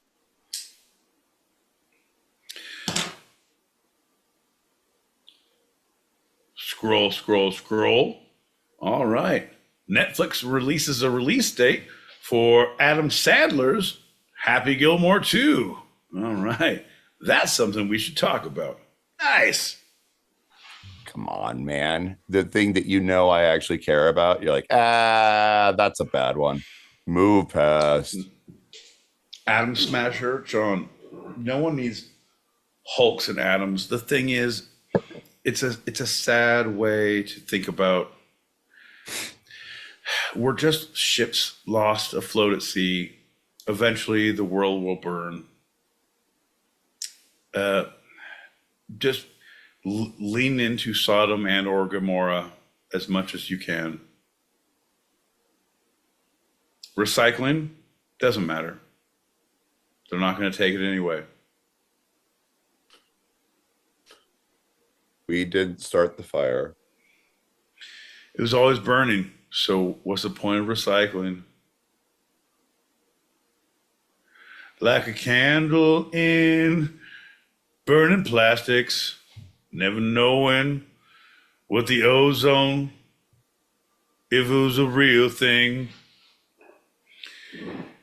And I would have liked to gone around the world if it wasn't so flat. It's not my idea, John. It's just a fucking fact. John, it wasn't me. It was Norma Jean who sang it first. John. So, it is so hard to play the fucking asshole sometimes, but I love it so much. Like so many years ago, I was on Twitter for like 2 weeks, and one of the people. So you were twattering. It was the past tense of twittering. You twattered. And not Twitter. I'm sorry, Tinder. I was on Tinder. I tried that, didn't work. It was like 2 weeks. But one of the people So you went to Grindr. That was the site. Worked so much faster. I ate so many sandwiches. I was like, hoagies for days. Like, yeah, I like capicola, but I'm more of a prosciutto kind of guy. Well, I got a deli for you. Crazy town. Someone said flat earthers are all over the globe. And I said, oh, I love your quote. The irony is palpable. And she responded back, unfortunately, Ohio. in fact, it was not ironic. And I just didn't know how to respond to that. Bro. Flat earthers are all over the globe. Nope. Bro. I think she even said all around the globe. Yes. No, she aggressively yes-anded you. She's like, all right, he sees it's funny, but is he a funny person? And like, if I push it, like, if I here I come to save the day. If this is my, if I Andy Kaufman, if I push this and he still stays with me, I'm sorry. I did mean it literally. I'm sorry. Like, all right. Well, I hope I see you around sometime. It doesn't have to be a linear connection, but John, come on, let's have some fun. We didn't go to school for nothing. Their dragons lie. Right. Yeah, I know. No, you don't, because turns out you got off Tinder and you went and ate a bunch of sandwiches. John. Final and bonus one, because I like you so much. They're my repeat final headline, which is a bonus because I normally do 4. Antarctic iceberg the size of Chicago breaks off, reveals a thriving undersea ecosystem. Down here, all the ice is so cold. What? Is it? I said that the ice is so cold. This is not how this segment should start. I don't know any better now. Nope. Gonna sing a song. Stop doing it. Everybody gonna say, hey, how out? No! Two-sided pod. Come on, John! No! Under the... John, you know those words! Okay, folks, if you've been here long enough, you know how manic depression works and two-sided mania. Well, folks, this is a strange category to you. This is right. John, Jesus. No, that's the thing. Under each giant rock is a giant mystery. I've always said to myself. The size of Chicago. Yeah, no, I wonder what their hot beefs are like. You know what? Here's the deal. You go up to Antarctica, you get one of their cold beefs. Hey, hot beef. Oh, you mean cold beef? No, hot beef. Hey, that's fucking Chicago, motherfucker. We're in Antarctica. Because that's all penguins. Isn't it penguins? Yeah, they're penguins. It's like the only thing. Fuck that. Fuck that. Let me see your manager. Big old polar bear comes out. All right. Okay, I'll take a cold beef. Shit. I don't want any trouble. God damn it. Can I get a soda? No ice? Okay, ice. Holy shit. John, it's like trying to get a burger that's not steamed at White Castle. Hey, could I get a burger that doesn't give me diarrhea? I'm sorry, sir. You're at White Castle. All right, then give me 7.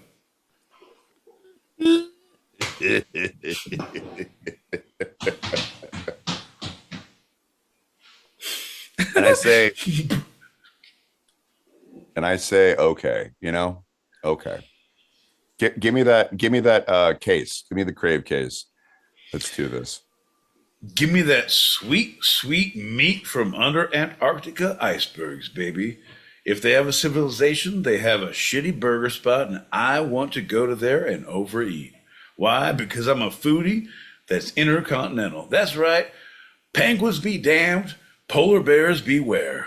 We're here to eat and overeat.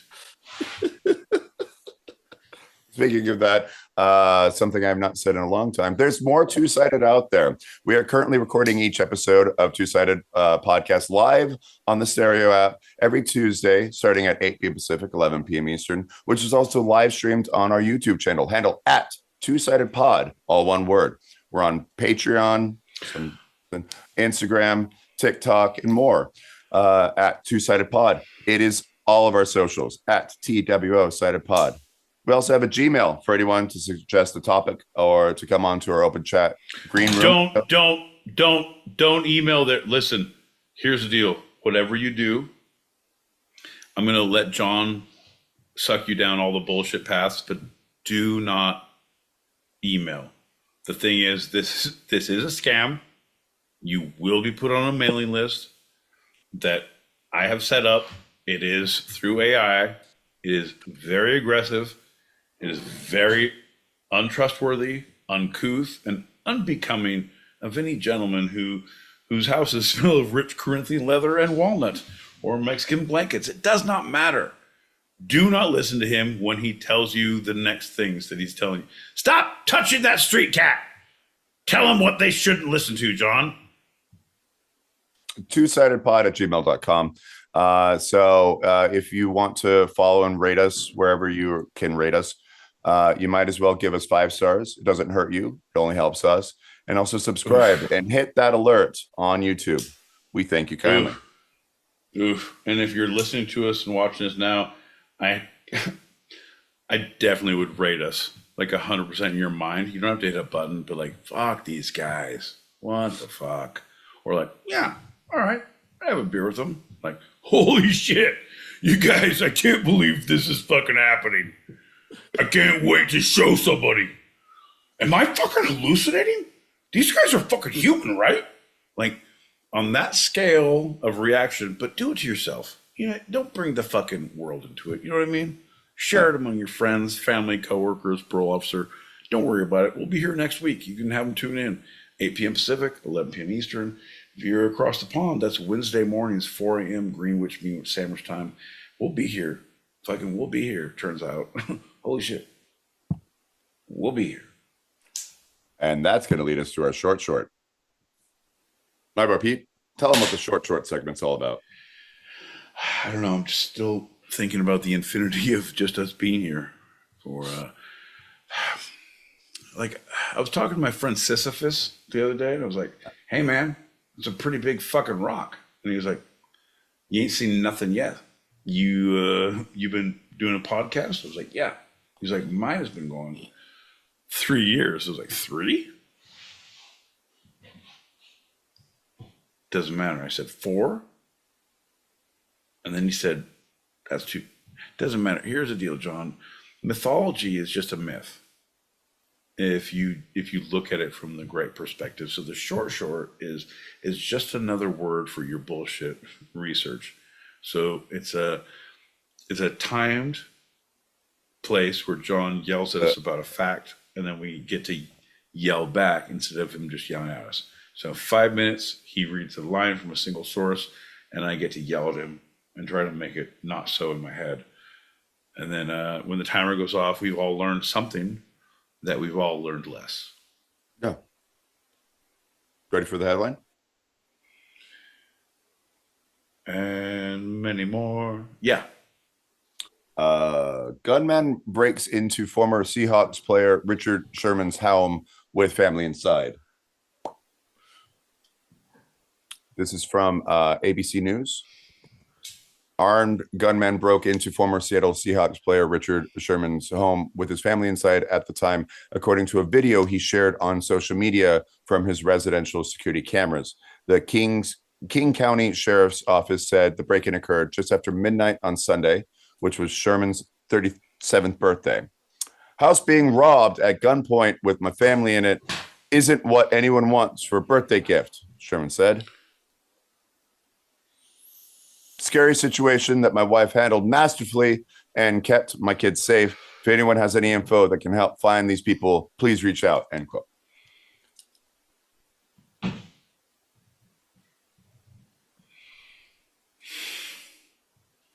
Folks, for all those out there who thought this show was like a special treat, like, oh my God, it's the anniversary show. They're making strides. They're doing some good things. Well, we needed to give a little touch, a little throwback, a little nod to what put us here. The stupidity and the unintelligible choices that John L. Peacock makes. Let's talk about home invasions with guns. Oh, why? Well, it's Richard Sherman. You see how you like you Seahawks. have his jersey. You have his jersey. Let's talk about the guy's jersey you have who was fucking home invaded. Are you No one was hurt. 2 people broke in. They're not even sure if they stole anything. The wife got everyone to safety, and not, you know, that if it was something else, I wouldn't go. No, 100%. No, 100%. Let me ask you this. Let me just ask you this. Yeah. If tonight the money that I actually paid to get shit done came through and they actually did their job, if people came into your home and scared you in that way to try to do things, but your cat was able to take you to safety and get them away, would you be willing to talk about it so flippantly? I didn't believe I was being No flippant. big deal. I'm reading a news, like, Yeah, do you want to talk about it? Is that hey, I'm not doing anything. well, okay, so how many times have we talked about our home invasions that have occurred, or the ones that we have done that ended poorly, and then we didn't talk about them on the air? John, we've been doing this 4 years, right? Every time that you're like, I'm shot, and like you hold it up, I'm like, yeah, it's a through and through. You're fine. Remember when you stopped? That's why you started leaving your shirt unbuttoned, because you had those bandages there, and it was like that. It was the job gone wrong. We didn't talk about the show because it was a fresh wound. You know what I mean? And now all of a sudden you're selling another crew out, John. I don't care if it's about one of my favorite defensive players in the game, but I just want some respect for the other side of the game, John. I mean, he did put it out on social media to try to find more information, because there have been no arrests or suspects. So maybe our talking about it, if we're not flippant, which we haven't been, if we talk about it, maybe someone out there might know something, and please contact the police at King County, and help us solve this case. Oh, Jesus Christ, John. What? I guess remember how we talked about how like things were fun and like things got business, and like now we have meetings like, hey everybody, this is one of those things we put a meeting on. John, we literally talked about see something, say something, shut your mouth. Hey man, nobody got hurt, nothing got stolen, and all of a sudden you're like, hey, if we just talk about it, we can find out who did it. Man, shut your motherfucking mouth. Nobody got hurt. Nothing got taken. Nothing is nothing but nothing. And now you're going to bring it up? Man, shut your motherfucking mouth. That's... Okay, then. Oof. Folks, I'd like to apologize. If you want to email us at twosidedpod@gmail.com, that's TWO-sidedpod@gmail.com, you can, but don't say anything that will incriminate you, because John will read those emails, and apparently he's a motherfucking snitch. So let's have a shot and get into our final segment. You know what I mean? Okay. Yeah. All right, don't tell anybody, John. Oh, I know you will, but I'm going to go ahead and do a shot anyway. All right. Hey, Royal, he's doing a shot.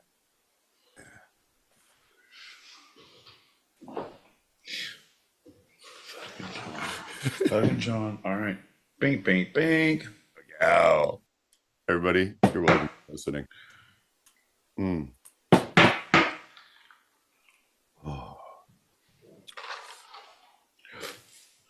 You know that song, The Space Between Our Wicked Lives? I think it's Dave Matthews.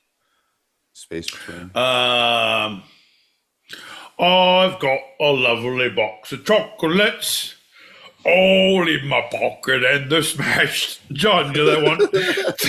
They're hot and they're creamy and this one's caramel and all my pants are messy. John, you remember that one? Was that the same album? The Space Between Wicked Ants Lives. go marching through my box, chocolates in my pockets. John, you remember that one? It was a compilation.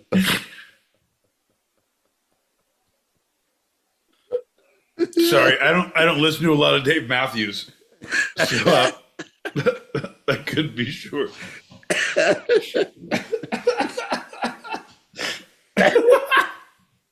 Did we shoot already? Oh, we shot already. All right, we're going to talk about liminal space. Oh yeah, no, I prefer mandarins or tangerines, but lemons are okay. Liminal. Yeah, I know. That's what I said. I'll do it if there's a meringue on top, but I prefer if I'm eating them raw, or if they're in a cocktail, I'll do a lim. Liminal space. Is that it's like a crumpet or like liminal? Is it baked or So it's space. liminal? The space. It's a liminal space.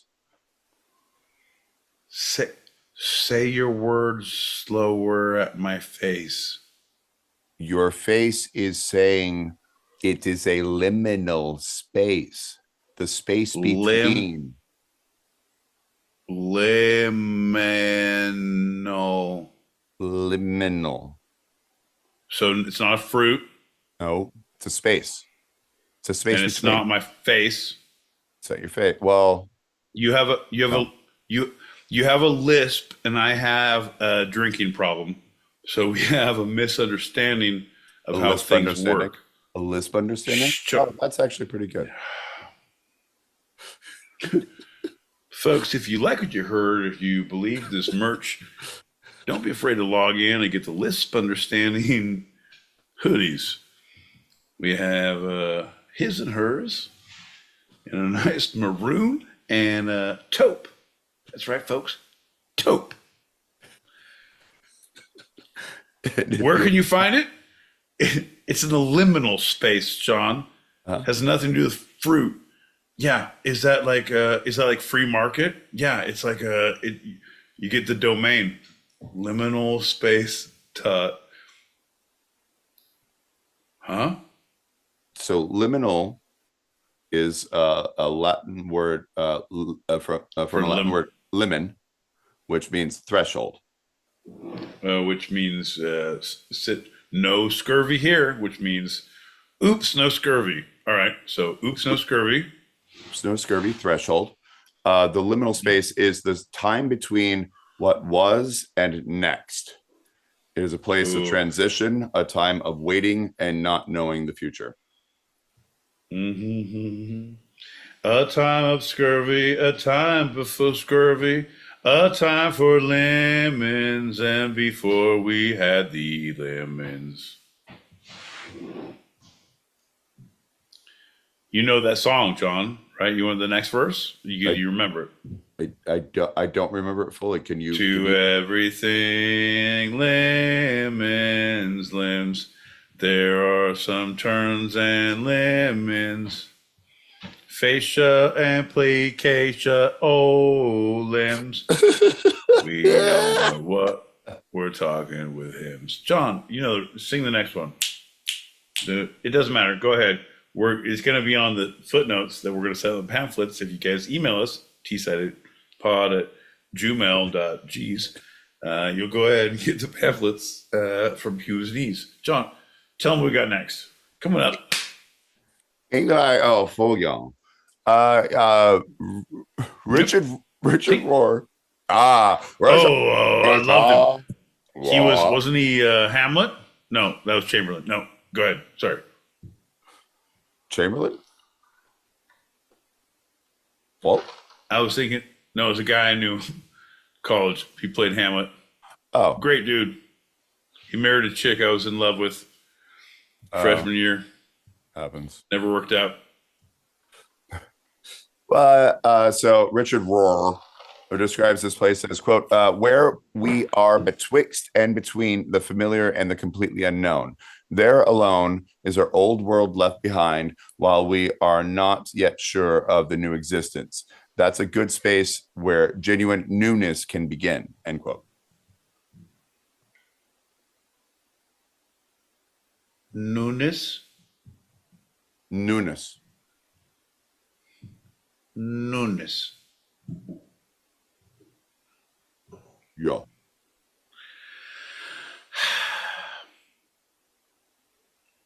I don't know, John. I just like the word, and I want Newness? to Gesundheit. I hope your first child is a masculine child, and his name will be Newness. Newness? Yea, though I walk through the valley of the shadow of the death, I will fear no newness. Oh, what about the oldness? That shit is scary as fuck. 81 newness ago. That's my boy. Get him, Newness. Hey, Newness. Hey, Newness. So when you have a no newness. Come on, John. You get all we play the hits around here. You know what I mean? Yeah, we're on that iceberg that just broke off in the Antarctic, right? Watching a ball game. Hey, Newness, and so Newness. So Liminal. I don't. If you don't what? No, I'm just realizing that an iceberg broke off and there's a civilization and it's now out there and the whole thing. If I don't have my own civilization that I can rule over at some point, I'll be very upset now that I know they're out there to be had. Right? Centuries old too. That's the thing. No, fuck that because they have an economy, right? Uh-huh. There's a system of commerce. It's bartering more. Yeah. Doesn't matter. I'll lead them up to puka shells and blankets. We'll get there. You know what I mean? Yeah. But the thing is, I want a starting point and I want room to grow. Now will you give me a little civilization room? Folks, shout out to the Great Race. Shout out to the Great Race. Push the button, Max. Push the button, Max. All right. So the thing is that liminal space that usually typically doesn't make us feel good. We don't like it. It makes people feel very uncomfortable. This is going to pinch a little bit. The fuck? I know. It's called liminal space. I don't care what the fuck you call it. That's going nowhere near me. So liminal space can be found everywhere, and they can range from the mundane to the surreal. There's many different examples. Physical, it's a staircase taking you from one floor to another. An elevator, even. The fuck are you saying? This is liminal space. Stop. No, stop. Look at me. Okay. Let's take a break. Let's all go back. Let's all go way back. John, the fuck are you saying? Right? I have been not listening to you for so long, liminal space, and you're talking about elevators and stairs. What does that mean? Don't read the words. No, don't read. Don't lean back. I'll look. No. Okay. Well, I'll look down. Look at me. Okay, I'll look at you. me. I'll look at you. What are we talking about? It's a space what's a between. liminal space? A space between. So a physical space, a hallway, a staircase, an elevator, something between So the spaces that we like think of. So like living Fuck. rooms. a foyer. Yeah. Yep. Remember, it's Latin for threshold. And so it's the point What? from one point to another, but it's not really, it's the place in between. The space between, that stupid freaking Dave Matthews song. One step behind. One step beyond. So what you're saying is we are currently in liminal space in that song. Yes. Straight up. Jesus Christ, John, you said we didn't learn anything in this show. Shame on you, sir. Shame on you. I have been educated. I deserve a treat.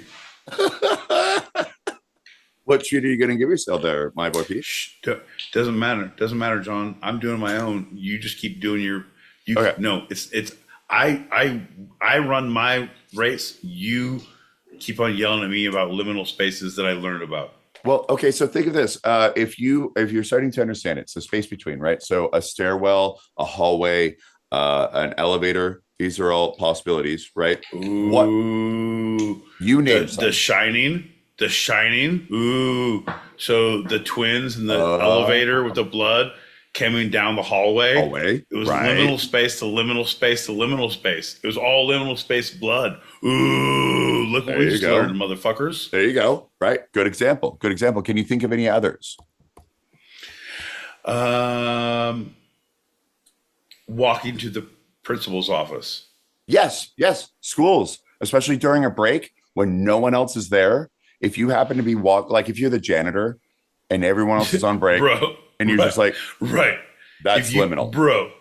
100%. When you pull up in your van, and it's like you jump in through a window and you come through the bathroom door, you're just walking through the halls, like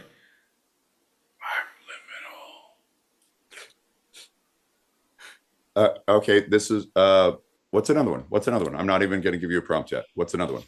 That was a great one. That was actually what was next on my list, man. It was so good, but it was so bad that you didn't give me like the weird I'm liminal. Good job. You said I'm liminal. I know. No, I was trying to be like, hey kids, you want some candy in my van?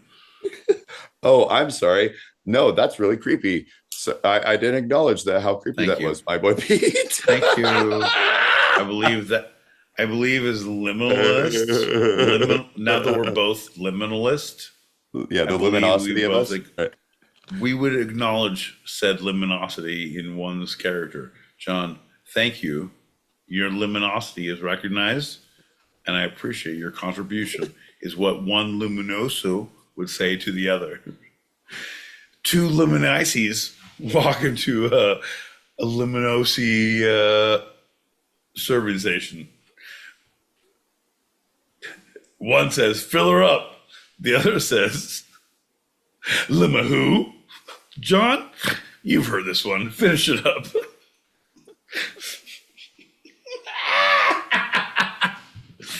Oh, it's not me. It's just mainly the luminosity in the situation. It's a transitional point between one joke and the information of the other. Folks, if you like what you heard, if you don't understand why we're here, click the link above your head. Come on to the YouTube. Tell your friends, tell your coworkers, tell your parole officer. John's got more luminosity to illuminate us with. All right. Well, think of something since you're out in SoCal. When you're leaving a place and you're going home. Serpentine fashion. You run in a serpentine fashion so you don't get hit by strays. Yeah. But you use the usual transit that people do for getting home. Freeway. Yeah, but what's the liminal space before, like when you leave the place? The veil of unconsciousness. That's right. It's a veil of unconsciousness, also known as an empty parking lot. Empty parking lot, bro. That's where I do my best work. I know. That's why I thought you'd get it. But that's why I don't think it's a liminal space, because a lot of work is done there. If it's your destination, it's not a liminal space. I am going to and from said parking lot. The other people I'm encountering to do said work are coming to and fro, and that is their illumination point. Right. Well, and that's the interesting thing, because like what you do, which we won't name more, or like tailgating right. at a game in the parking lot, that is not a liminal space at that point. There are people all around. A destination. It's a destination. Right. Right. Exactly. But Right. that same exact physical location can turn into. Right. If you're going through from parking to go to the game, it is now right. It is now a throwaway. Well, but if you nothing.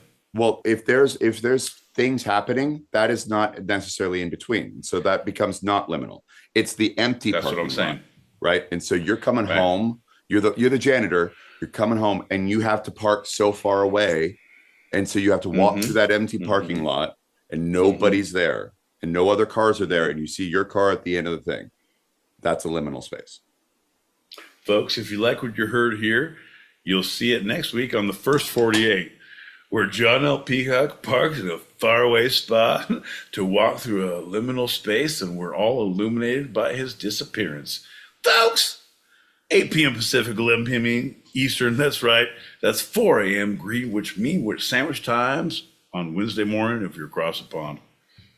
You don't have to take my word for it. You can take John's.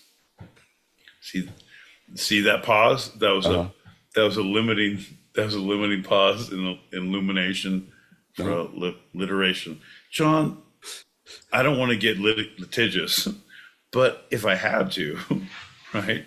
For every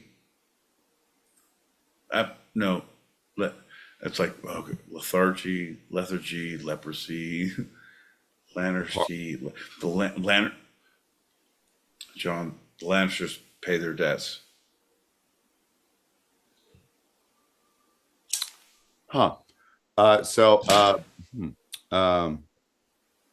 Abandoned places, like a non-functioning lighthouse, an abandoned building, a church that is no longer used, a ruin, all of those that their function, they once had a function, but that function is no longer a thing. Those can all be more of the surreal liminal spaces. All right. Hey, folks, thanks for tuning in Tuesday, 8 p.m. Pacific, 11 p.m. Eastern for Two-Sided Ghost Hunters. We're here in the liminal spaces in the old lighthouse in Ghost Head Cove. That's right. Sean, so basically anywhere you think there might be somewhere to make it A&E, like an AMC, PBS, GeoNat, Hulu, hey. John, one of the fucking Ghost Hunters. What is it? AMC? A&E. AMC? The theater? No, that's... The cinema? Well, that's what... Well, if you have hookups, you can watch any TV show you like there, John. And I watch all my Ghost Hunters at the local... I watch my AME at the local... I watch my UFC at the AMC, even if it's PBS. Doing John, we're not here for a good time. We're here for a luminosity time. So thanks for partying. Bridges, doorways, hallways, as I said, planes, trains, and automobiles. Fuck you, man. If you bullshit your automobile, I can say bullshit to you on the automobile, because automobile for you is a destination. You go sit in your car to make texts and hang out. That becomes less of a luminosity and more of a stupidity. You are correct. You are actually, yeah, you are learning. My boy Pete. There you go. Right. He can sometimes it taught. is, sometimes it's not. The dumb can be found in all of us, but not today. Come on, John. You know the rest of the words. We're here to play. Come on, John. Liminal space is also can be thought as a transitionary period. So people face many different liminal spaces during their life. Some longer than others, some harder than others, but by definition, liminality has an endpoint. Examples: divorce, moving, death of a loved one, graduations, illness. All these are considered liminal spaces, non-physical liminal spaces, but internal.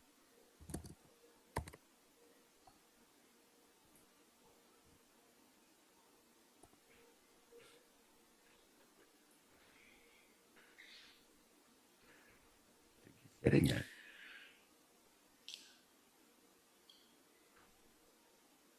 Hey man, fuck you. No man, fuck you, because if you put those categories of things of a thing into a thing and like, oh, here's the buckets that are liminal spaces, like, oh, and if you chain them together, like, so they're all finite. Can you bucket them together? And like, can we all, oh, so you've been living in a liminal space for, oh, I don't know how long? Since fucking Reagan. This is bullshit. Kids, all the hope, people at home, Reagan was the president right before Digimon came out. Fuck you, John. See that? That's a callback. Fuck you. I'm aggressive, angry, and just realizing what liminal means, and I don't think we should ever talk about this again. So we're not here to learn. The pandemic. We're here to be with street felines, John. Long and the short of it, where that street unhoused. Exactly. They identify as meow meows. So COVID-19, that pandemic, especially for those who were hit with the epicenter, like New York or SoCal, where you just had to stay home.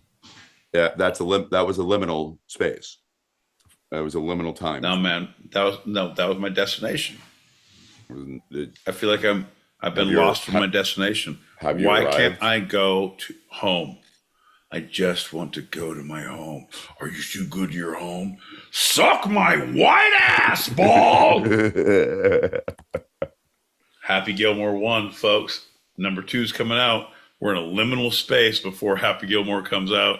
2. See, that's what I mean, John. It's the anticipation. It's the calm before the storm. It's the eye of the hurricane.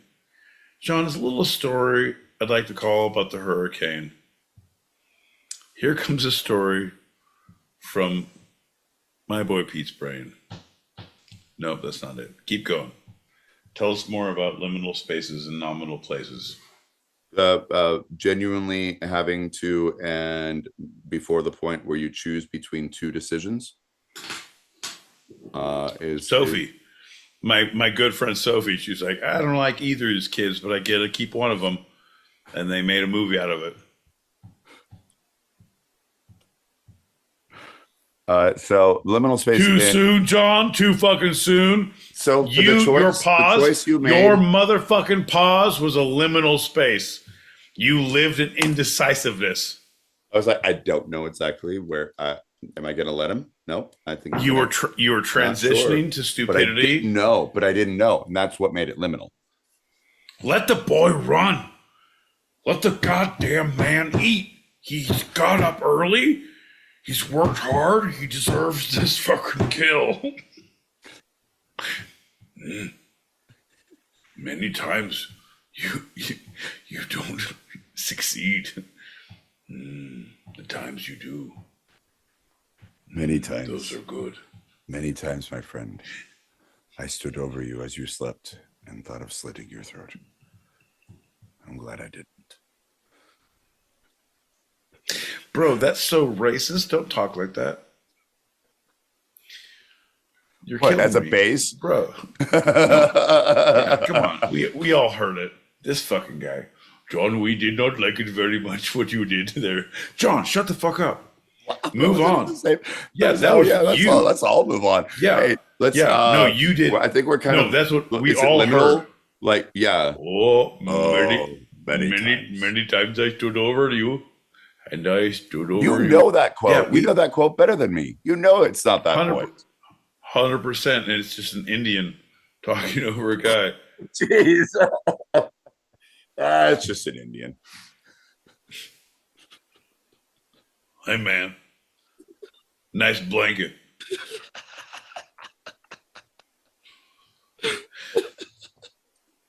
Jesus Christ, John. So metaphorically, it makes it so much worse with this fucking facial hair. Hey, man. Y'all want some blankets? Hey, man. Trail's been hard, but I feel like I'm going to oppress your people and give you some shells and blankets with smallpox. So metaphorically, a liminal space exists anytime there are two ideas that someone is vacillating between. Right? Yeah, no. For the last 4 years, I'm like, I fucking hate this thing. What thing? 8 p.m. Pacific, 11 p.m. Eastern. Monday nights thinking about it's only 24 hours before I get to do my show. And then I vacillate for 24. I used to call it percolation. Some call it vacillation, but it's illumination. Undulation. I mean, I don't think you're using the right enunciation. Say it from your diaphragm. Say it from your chest. Undulation. There you go. Yeah, you got it. Emancipation! Well done! So most of the time, liminal space is not dangerous in itself, but it's your perception of it that becomes concerning. And sometimes it's beneficial. Bro, your perception of your idea is what becomes concerning. Motherfucker. Hello. Have you seen society? Have you seen anybody in the world? Have you met a person? Yeah, you're good, but your perception of what things are is becoming concerning.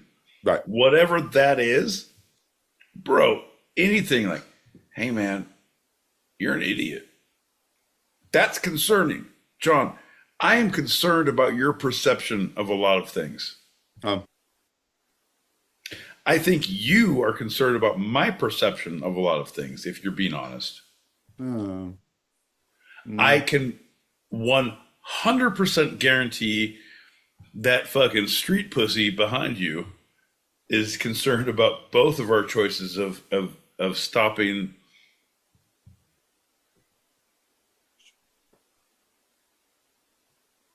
what she wants to do in this instance, and we are at fault. He's a dude. Come on. Be polite. You don't, bro. That pussy cat is a dude. His name's Royal.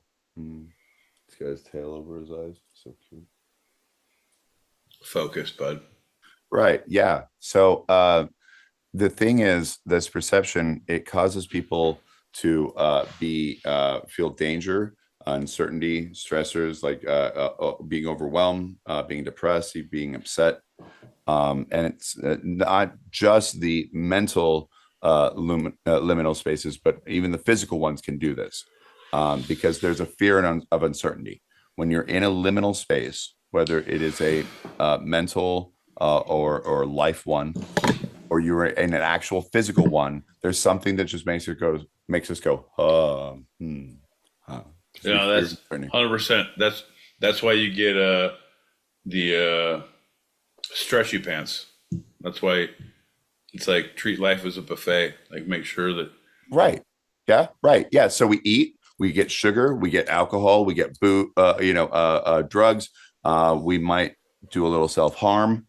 There's something that we would just like, I want to avoid that feeling if we can, or if we're constantly in these liminal spaces that are causing. What are you saying right now? This whole thing is nostalgic of John L. Peacock year one, like freshman year, when it was like, you alphas better get your shit together. And now he's back to those same old shenanigans. John, we will not stand for your tomfoolery. We do not live in a liminal space We are men of scholars. We are of high disdain. John, Did you say scars and high disdain? no, I said we like collards. And have you seen this stain? have you seen? Oh, does this look like a collard stain to you?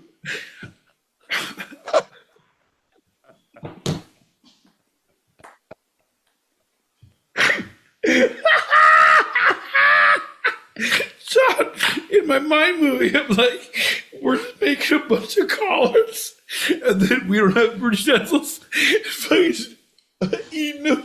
And like, oh, dude, like, does this look like a collard stain to you? This up here? Collards and disdain. John. It's not that I believe in us. It's more that I believe in our message. That fuck your couch, number one, and collards are delicious. And now that we are much more certain, that has been the end of the Liminal. Everybody Base. pray for him. Put your hands on him. I feel like we're at a yoga retreat. Lama, lama, lama, lama. No, man. Nobody needs it.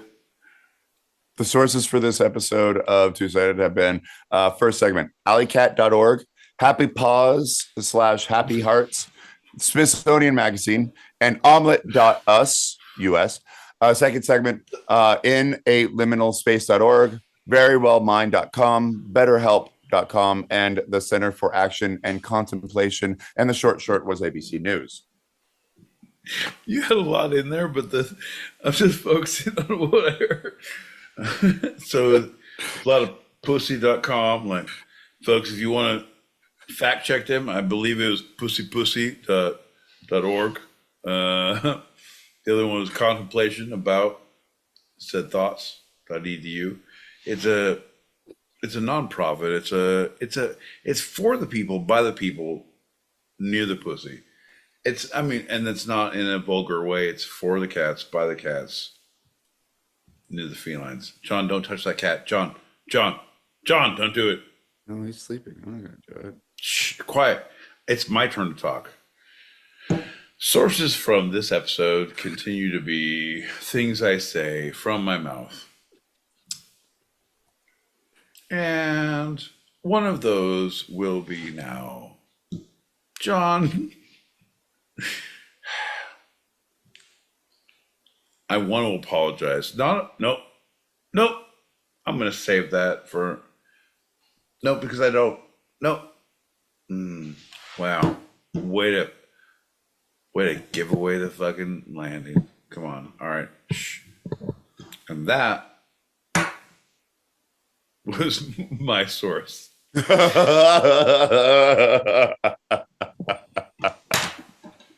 it's time for your favorite game in mind. Hi, boy Pete. What's the through line? This is where you say your thing. John, please. The through lines with the segments. The first being.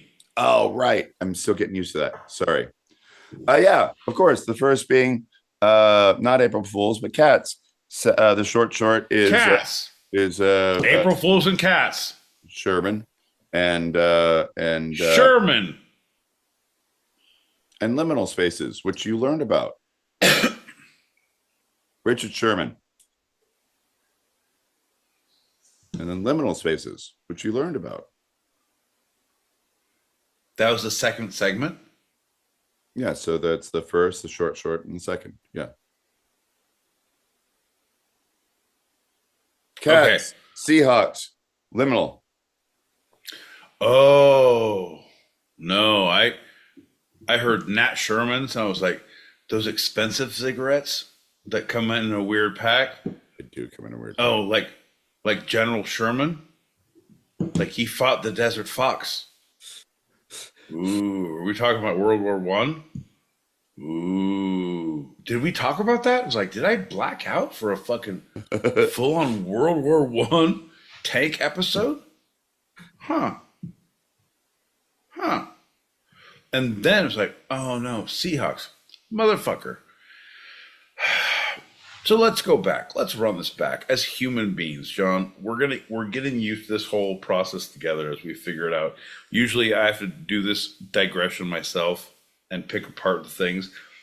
If you could do the thing, what's the through line? Segment 1, you do the thing, take a breath, and like, so there, because you're gonna say you're gonna do your paragraph. It's about the comings and goings of one man is not a family, but a partridge in general. But some would say it was a segment of.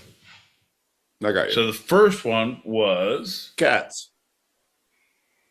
April Fools. I wasn't listening, John. Second segment was the short was Seahawks. Seahawks. Second segment was Seahawks, where Sherman fucking shouldn't have been standing there. Why has your wife got to take control of everything? Sounds like my first and fourth marriages. John. Liminal spaces. Which you Liminal learned spaces, about. the places we... I don't think that's a through line of things I learned, John. I don't need to learn anything. I know everything. And there's very few things. John, I put a meringue on every liminal. If there's not a meringue on the liminal piece of pie that I am digesting, I am not having it. Here's the deal. Out of my purview, out of my hallway is what I say. John, I have a t-shirt that says, no elevators, no stairs, no problem, liminal. Nope, that's not even it. Just meringue all the way. John, here's the deal. So it's, the through line is see something, say something. That's right, my repeat. Don't break into a Seahawks liminal space if you don't want a cat. I believe that's exactly what I said. Like it's a yeah. My repeat. But folks, don't forget to get your seminal cats spayed or neutered in that liminal space. Before we get out of here, is there anything from this episode you'd like to take a second glance at, a second look, a second thought, a second opinion? This is Pete's Retraction Corner. Ooh, yeah, I probably did, but I don't now.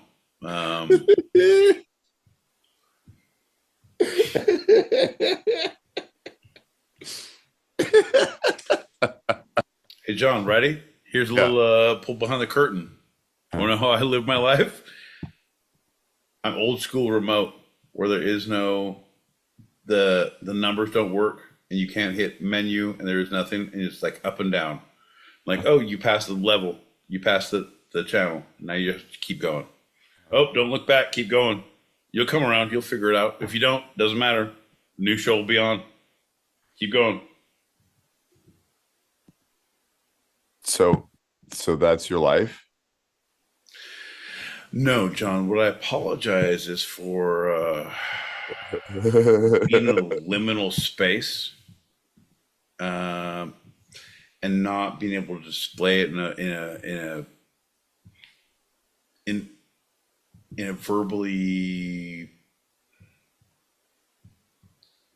way that would represent my true feelings, John. What I'm saying is I just don't give a fuck at this point, right? And if I come around to it again, yeah, I'll catch it on the flip side. But if it comes around again and I don't remember, then fuck your couch. So, no. No. Retraction, I give nothing. Fucks not given. Yep. I regret nothing. Yep. I can see my house from here. Yep. Everything's fine. Fantastic. Well, get a shot ready as I start our outro. And thanks for listening, everybody.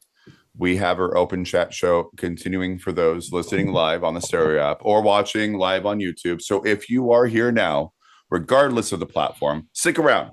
And if you are hearing this later and want to join us in the green room for after show wind downs or want to throw some topics out there, email twosidedpod@gmail.com. That's TWO sidedpod@gmail.com. Cheers, buddy. Bink, bink, bink. Ow. That's a wrap for tonight. I'm John L. Peacock out in Brooklyn, New York.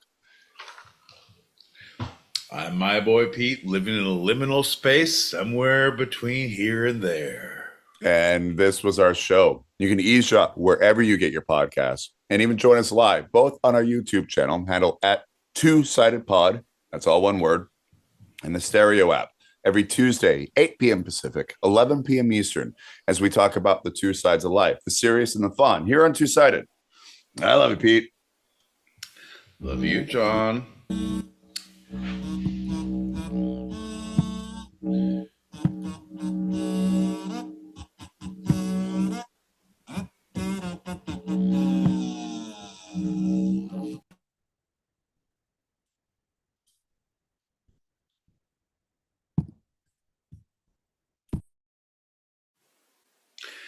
That's right, folks.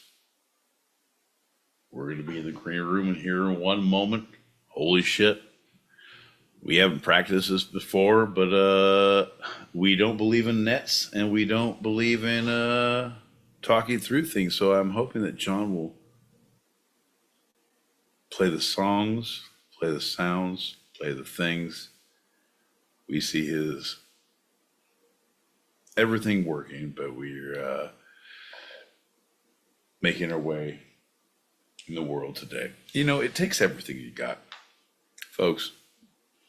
Making a way through all your worries. Oh, it sure would help a lot. Turns out, I'm not even going to try. That's right, folks, ladies and gentlemen, boys and girls, children of all ages, we are the Two-Sided, we are the green room. That's right, the green room, where everything goes and nothing happens and all dreams come true. That's right, your friend and mine, John L. Peacock, is soon to return, but we will see how that turns out. It's like a fart in the wind, like a wish in church, like a gorilla in the mist. Who knows and nobody cares. That's right, John. John, where are you, bud? But nobody wants to find out. Sir, I bid you adieu and I wish you farewell, but I don't know where you come from and I don't know where you go.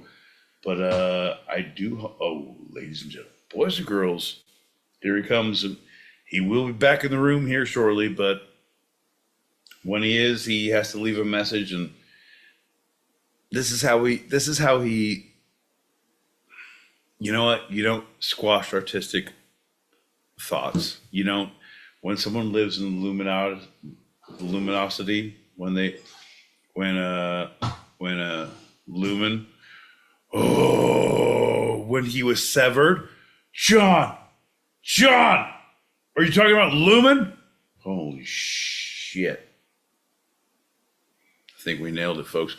Ladies and gentlemen, boys and girls, children of all ages, that is right. Your friend of mine, the ginger of the hour, the most red of the head, John L. Peacock. Hoo, yeah. What are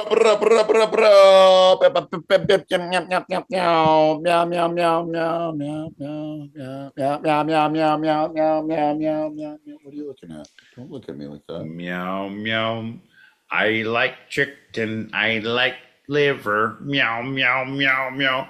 In the green room, let's deliver. That was all for the street push out there. Oh, I'm sorry. Bro, you're killing me. Hey, focus. Focus on the game at hand, pal. I love him so much. He's my best boy. He's my heart. He's my everything. I don't care if you eat my face. I'll be dead. I don't care. It's really fun.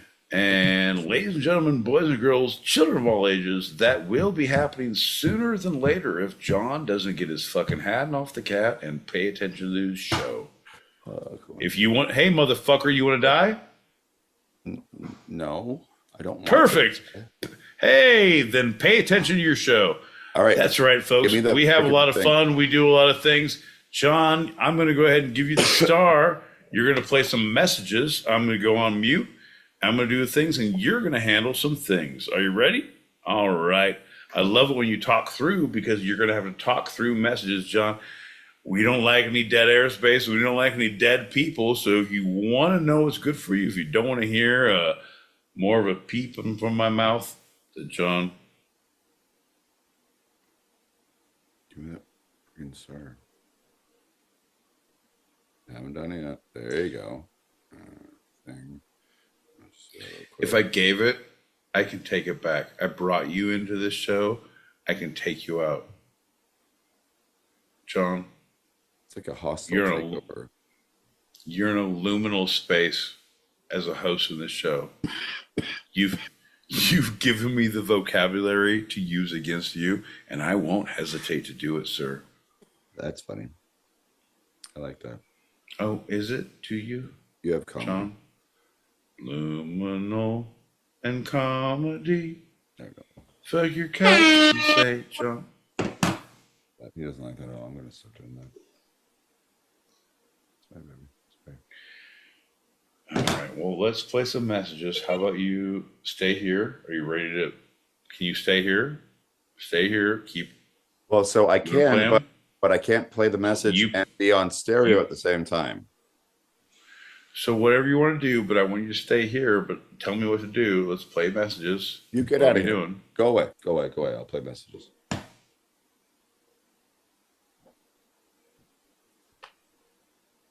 Like mute up. Go away. Exactly. I mean, don't do that. You need a. There you go. There you go. Good job. All right.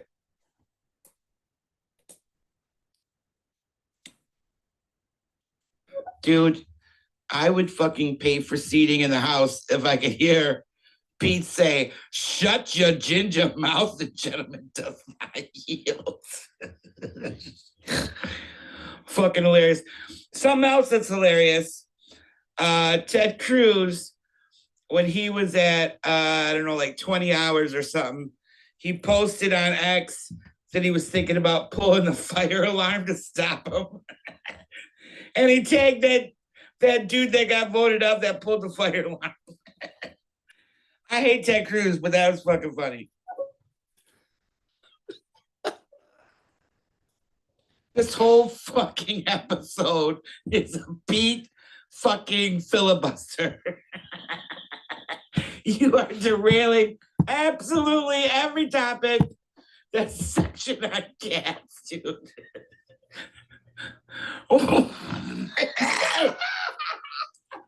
Oh my God, I am laughing so fucking hard, I'm crying. Yes, I did have to hit my rescue inhaler so I could breathe. I strongly support peace filibuster. Oh my God, hilarious.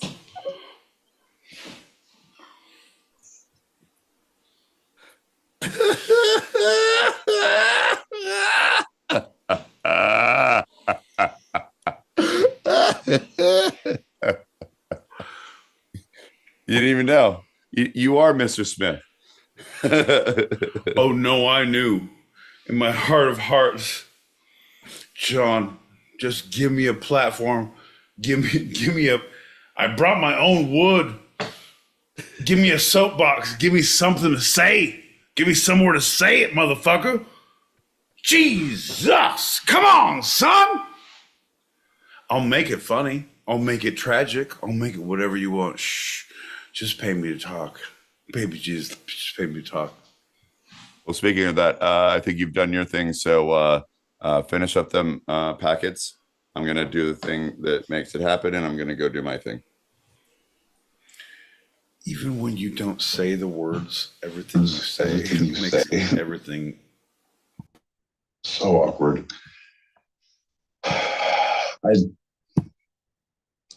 John, you're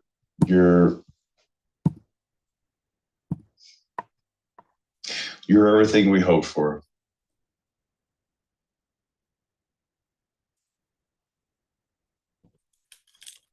Oh, John, you are doing everything you can to have this run smoothly. And Pete is doing absolutely everything he can to throw you off track, to filibuster. Again, you have the fucking patience of a saint. Oh my God, you guys are hilarious. I'm saying, MFA, girl, I'm saying, this guy, we have to test him. We have to make sure he's good, right?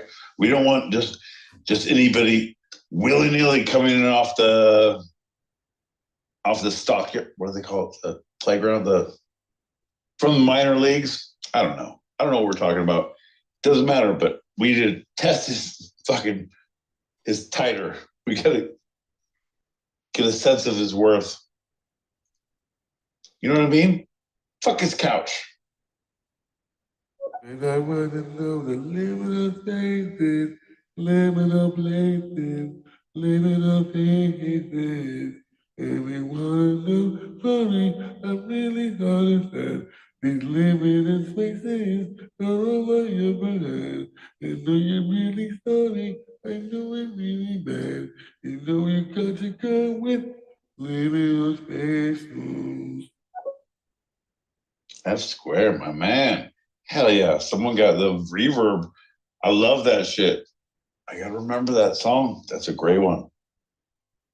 Leaving on the sun. I saw two fat bikers making out as I was trying to chip. And he pulled out his pants. One side said HA, and the other one said BBY. Well, I'm not happy about this. That's love, man. Here's the deal. I gotta be honest. A, you don't want to see it. It ain't the shit you're gonna try to see, right?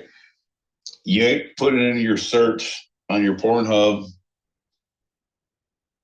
But at the same time, you gotta celebrate love, man. If I would never, no, man. Let them do it. Let people get their fucking, they're squirrels, man. Let them get it. Everybody get their nut. Yeah, I don't normally leave messages anymore. I haven't for a while, but you keep on insisting. So here's my message.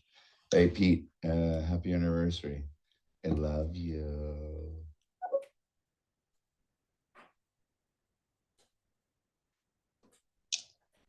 Hey, man.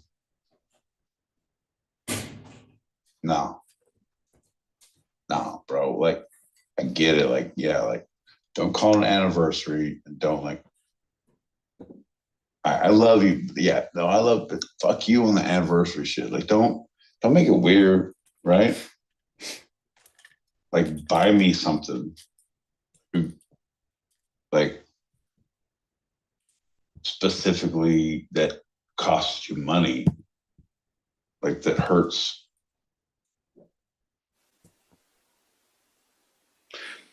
that hurts your soul, right? Is what I'm saying is if you can, I want you to save up that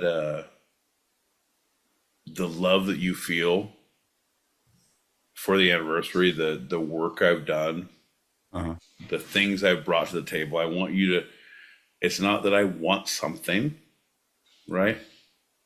But I want you to think about that.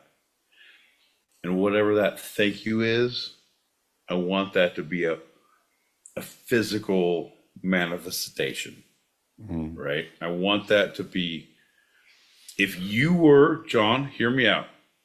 If you were a clam,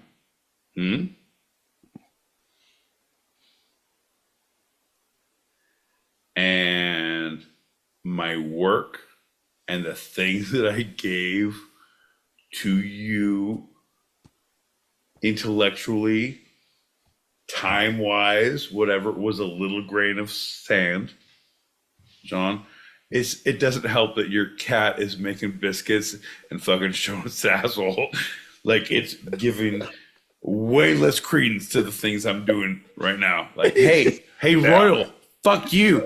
Hey, Royal, fuck you. Hear me out, John. Focus on my eyes. I'm not done. Focus on my eyes. You're the one who's distracted this time. John, fuck you. You're a clam. I'm a sand grain. We're back on track. Just give a little, like, that was pretty awesome. He took the stage. All right, let's all get up and do a stretch. Let's all. Okay. All right. All right, we're back. All right, back. If I was a clam. No, not if you were. You are a clam. Huh? You're a clam. I'm a grain of sand. Yep. I fucking irritated, agitated, consternated, perpetrated. Constipated. I'll be honest. In 4 years, John and I fornicated. Is this still in the metaphor? No, but I'm just saying, if we're gonna do things, doesn't matter. There was things that were happening in the show that caused issues with you, John, but it made a fucking pearl. Right. And now you're gonna say, hey, happy anniversary. A clam tells a pearl a clam tells the pearl, thank you for letting me be a vessel. All the fornication, propagation, consternation, agitation, John.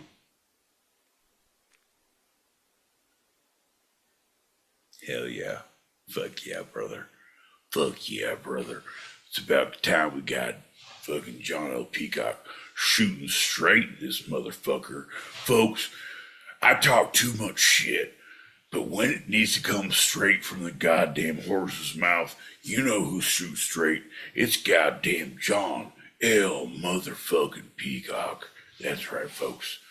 From his shooting hand to the bullseye he's aiming at. Let's get some, baby. John, here we are at the two-sided shooting hour. We're going to send things back to you on the shooting range. John, what do you think about what my boy Pete said? A bunch of bullshit, what we're thinking here, but we want a straight shooter's opinion, right? I mean, he was wild. He was crazy. He was what we call, John, shooting from the hip. John, from a shooter's perspective, and we were covered closely. John, what do you say from a shooter's perspective?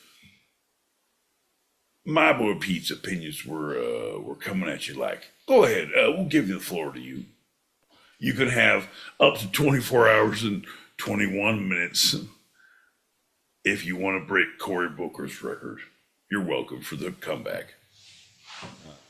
I wouldn't call it a comeback. I've been here all along, but I would like to say that my boy Pete, the song that you were really digging, and you're like, it's a Mad World, is the name of the song.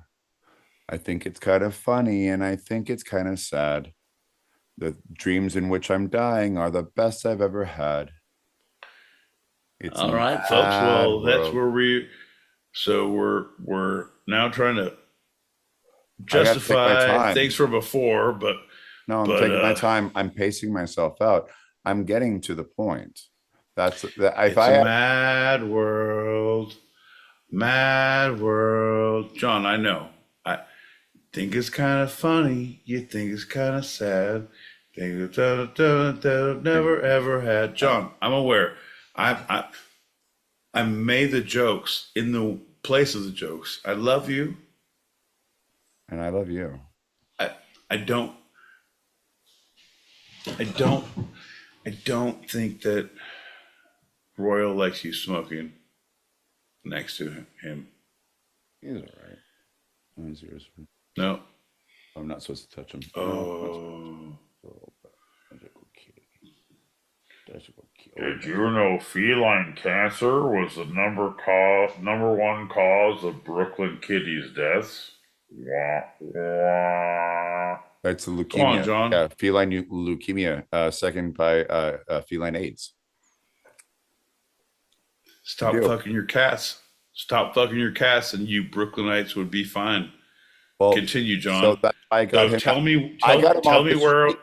Tell me. Tell me where. Tell me. Made him a house. Tell unhoused me. Tell me. Feline. Oh, I love you so much, John. But it's times like these that I need you. I'm leading up to something. John, you don't get to lead up by telling me what I don't know. John, oh, the jokes that you didn't understand, that you think that I didn't? Fair enough. John, times like these deserve times like these, where your cats will eat your face because of the carcinogens you're introducing to their space. Yeah, it's like we are in between knowing we're moving on from the past. We're really uncertain about the future right now. Yeah, make you a little uncomfortable? Not at all. In this moment, I've seen every iteration of a peacock that won. You know what? I'm gonna dress in a top hat and have a cigarette holder, and I will smoke cigarettes. Shooting glasses wasn't enough. Having an open shirt wasn't enough. Like, bro, there's nothing you can do. I met you wearing a fucking scarf and a beret in Arizona in the summertime. You're a fucking idiot who's just trying new things to get attention. I love you. I love you all, everything you do. That's great. You're important. 100%. I love that you're smoking now. That's awesome. I love your cigarette holder. That's great. You are the best. Everything you want in life, you're going to get. There's no illumination, Illuminati purge against you. You're good, man. Fucking the pyramid doesn't have a weird eye in it, and there's no like 15 leaves or whatever. It doesn't matter. You're good. Illumination has be holden unto you, and none shall pass, John. None shall pass. None shall pass. Yeah. That's what I'm saying. So somebody finally gets it. You know what I mean? Like, I support you, and everything you do that is incorrect and correct and everything, right? Like, be everyone or no one. Be anyone or all of them. Whatever you want or nothing you want. Whatever you do, you wake up as a like, nope. I'm nothing. No. Cool, man. Do you want to get a drink? I don't drink. All right, man. Well, you want to hang out and I'm going to drink or whatever? Cool. Like, I am now this.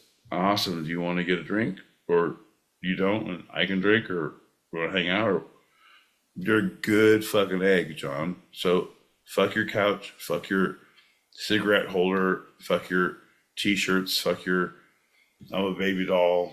I'm a big boy. I'm a fucking shooter. I'm a school mascot. I'm a mascot of a I was place. a school Whatever mascot. Bro, Twice. I know you were. I'm aggressively aware of everything you've done in your life because you promote like nobody else in the world.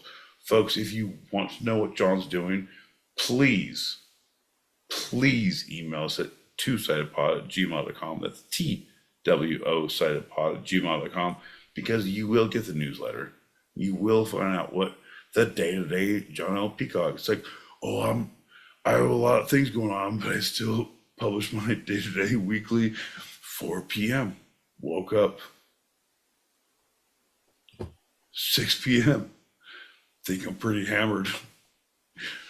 8 p.m. I'm sober enough to perform. 8:30, showtime. Sean, I'm just saying, there's no reason. There's no motherfucking reason.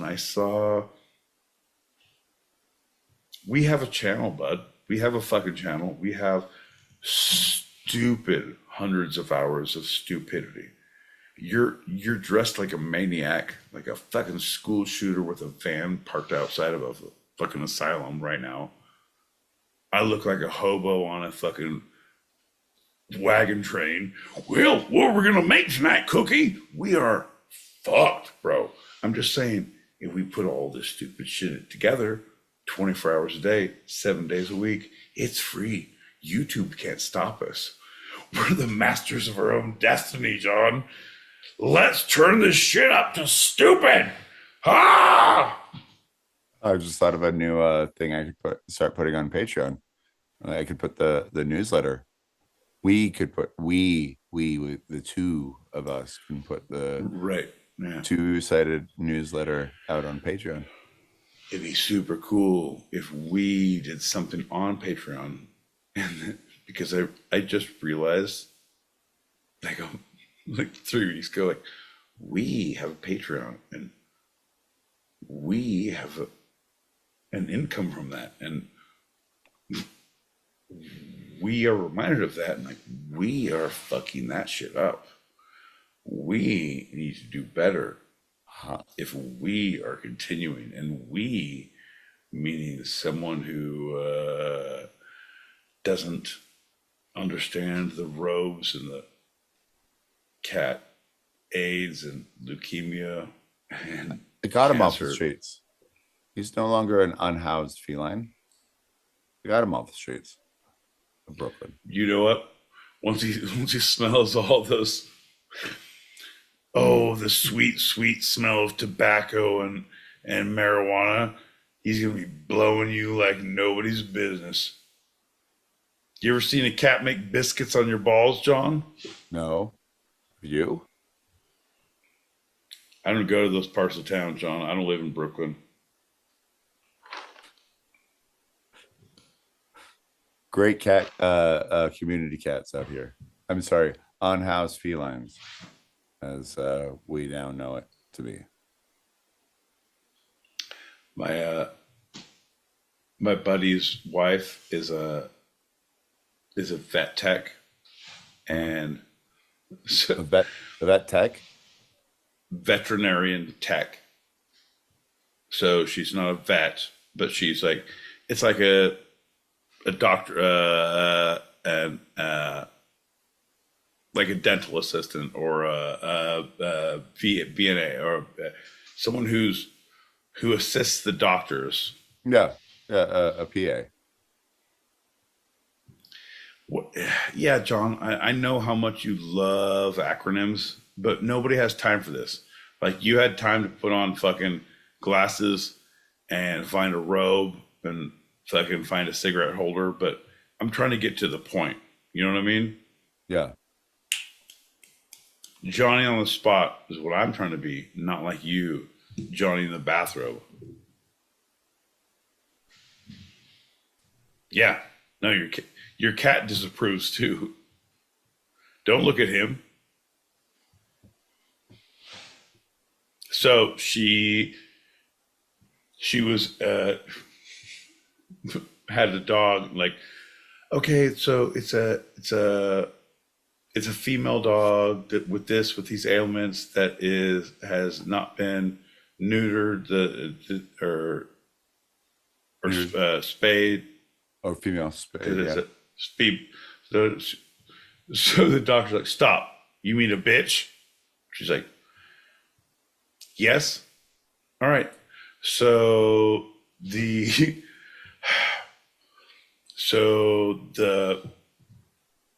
Doberman bitch was like, and so here's this, like, she's super nice and like does and was like at work and we're having coffee. He's like, I had to say bitch, and like everyone else, like all the doctors would let me get through with whatever, but this one doctor were like, so this bitch and this bitch, I'm like, she sounds like a real bitch. So I'm trying to, like, it's super good if you can get people to curse. John. It's a great. Well, and it's fun because half the time it is a curse, and half the time it's not. Like liminal spaces, you know, they could also be non-liminal spaces, like tailgating, but also the janitor walking in that same parking lot late at night after everyone else has gone home. See, I everything you do and say, like you make everything possibly could be a thing. Like, well, you know, there could also be. Like, Jesus It's the Christ. voice, man. It's just No, it's literally not the voice. Like, it's literally what you do and how you do it. It's just, and just so you know, it's not the words. You can say the words. It's just everything else. Like maybe don't do everything else, and you can just say the words. Like 10% what you say, 90% how you say it. yeah, no. Here's the deal. I need you to couple up in threes. Right? I'm a donut. No.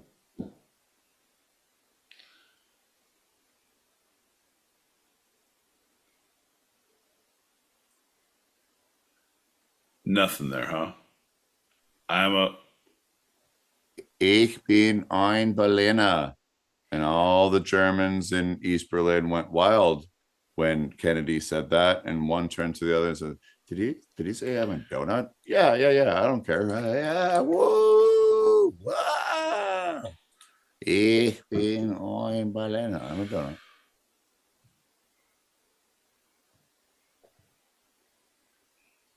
You were literally on the edge of the diving board on that one. Didn't hear a word I said and waited for the pause. I can go? All right. John. So what you say, it's how you say it. Exactly. And I said, pair up in threes. I am a donut. No, I'm a donut. I'm a donut. There you go. No. You said Kennedy was in Berlin. He said, John, this is the next thing we're going to learn: conservation of words. If you're going to make a joke, you said it's how you say it. I said pair up in threes. You said in Berlin, Kennedy was once saying that ich bin ein Berliner, and one German turned to the other and said, did he just say I am a donut? And he said, it's fine, just go with it. So he said, I am a donut. So John, in the conservation of words, of what one would be saying, of what one joke, if we're rattling off, I just want you to be, I love you. I support you in all of your school shootings that you seem to be preparing for with your glasses choices and or maybe slaughtering of puppies with your cigarette holder, or you're eating your feelings alone with your bathrobe choices. John, whatever it may be that you choose to do, I support you, my friend. But what I want you to know is if we're looking for ha-has and hoo-hoos, conservation of words. Unless, my friend, as I'm making the point, to have points. Punctuation. Act.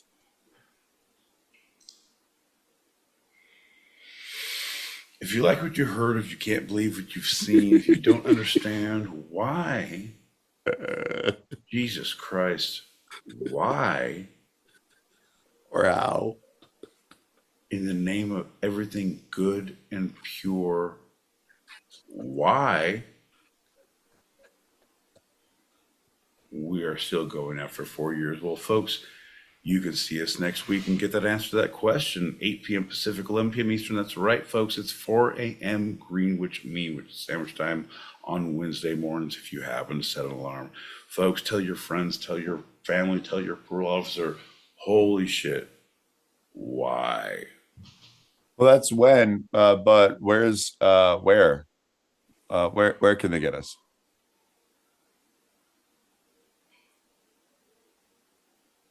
Third base. I don't know. No, that's over the shirt. No, under the shirt, over the bra. Oh, no, man. Here's the deal. No, somebody's blowing somebody. That's all I know. Jesus Christ, man. We're trying to be classy around here. Fuck it. We're too late for classy. We're fucking flipping tables and wrecking house. Oh, this is where we would clutch our pearls. Jesus Christ. John, where can they find us at this point? If they're still here, fucking you'll find us. We're on all the socials at Two Sided Pod, all lowercase, all one word, no underscores. Fuck your couch. You can see us at Spotify, InstaSnap, Parsley, Parsnips. Maybe try it. Don't tell anyone. And also don't tell anyone. Here's the deal. This is what I need you guys to do. What I need you to do is never read things. Right? Huh? So number one, if I was a reader, I'd stop reading at 8 p.m. Pacific, at 11 p.m. Eastern, 4 a.m. Greenwich Mean Sandwich time on Wednesday mornings. I wouldn't read any of those times. John, I'd be illiterate, 8 p.m. Pacific, 11 p.m. Eastern. Don't know what's going on. 4 a.m. Greenwich Mean Sandwich time on Wednesdays. John, you know the rest of the words. It's a freedom song. It's a singer-songwriter. It's I need you, bud. If I need you now. I really don't know me by now. No, I really need you to focus. Yeah, John. Ooh, John, please don't make me book a flight to New York and violate the. No, bro, I love you so much. I don't think you understand how aggressively I feel in this last week. Last week. Yeah. Okay. Tuesday was a good show, folks. If you don't know what we're talking about, this is a good chance to go back and follow the drama that is the two-sided life. Folks, if you liked what you heard, if you don't know why the drama is occurring now, that's right, folks. John, you then continue to text me. That's right, folks. 12:30, 1 a.m. And like, okay, bros, we're doing a thing on Sunday. This is the time. We're going to have a thing. And then Sunday, we all stopped our lives and came back. 6:05, 6:10, 6:15. Oh, I didn't know we were doing it. Bro, I love you. Yep. No. That's the thing. Yeah, no, that was, I'll take the L on that. Like, it was, I went back, I was like, oh, that was the end of our podcast. And right after everything, I was like, I'm going to say, let's do this because we didn't do it the past couple of weeks. We were talking about it. I'm going to initiate it. And then no contact from y'all. No saying, yeah, we're going to do it. No. And then suddenly. Because aggressively you were so shitty that week. I'm just saying on this, like everything you're doing, like I'm with you. Yes, we're doing this. We're doing this. I'm with you. I want it. I support you. Everything you're doing. Yes. I'm not your dad. Am I my brother's keeper? No, man. I saw New Jack City when it came out on VHS. No, man. I am not. Wesley Snipes had not had a tax issue at that point in life. That is true. So what you're saying is, don't get distracted. Ooh, Johnny, please don't go. Do, do, do, do, do, do.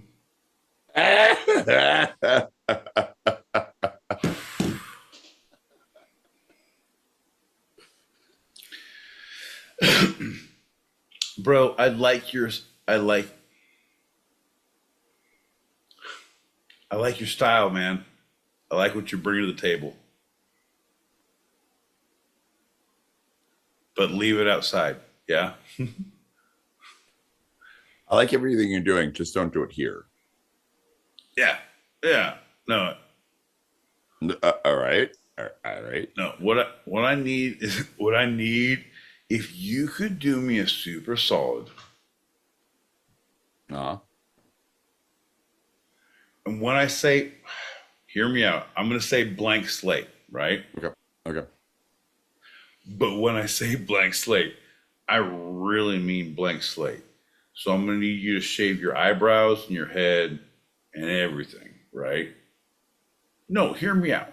Okay. You can still live your life and put on your fucking weird shirts and wigs and whatever. That's fine. But when you come to this show, John, I need let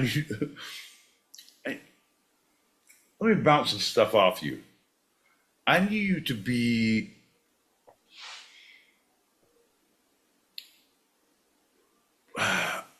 Rorschach. Like Maynard going from Tool to Rorschach. Rorschach. I need you to be whatever you're feeling or seeing, or just a reflection of that is just a big pale thing that you put over your face that don't give me anything from your. If you think about it, I'll see it and I don't want it and I'll yell at you and then it'll change. John, if we can, here's the deal. I've been watching a lot of DC, John.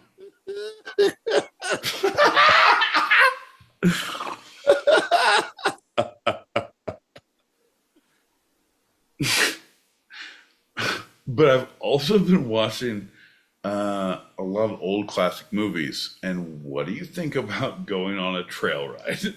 Because after I watched Blazing Saddles, City Slickers, I was like, old people who find friendships, and fuck it, let's go wrestle horses.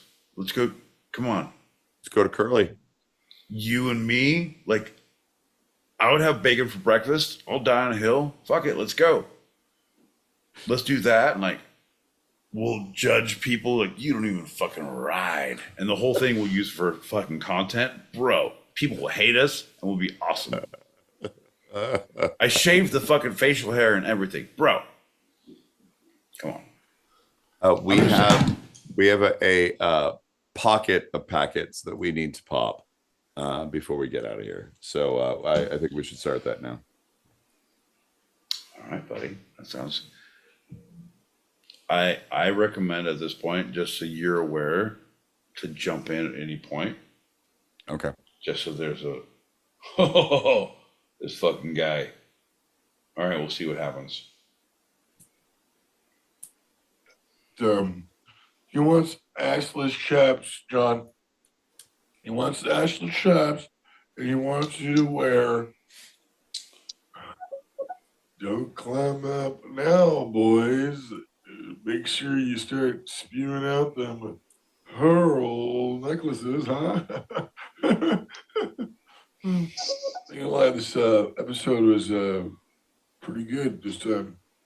See? Progression happening. See? Flowing. Until my pee got all fucking flago. Started rubbing on his butt.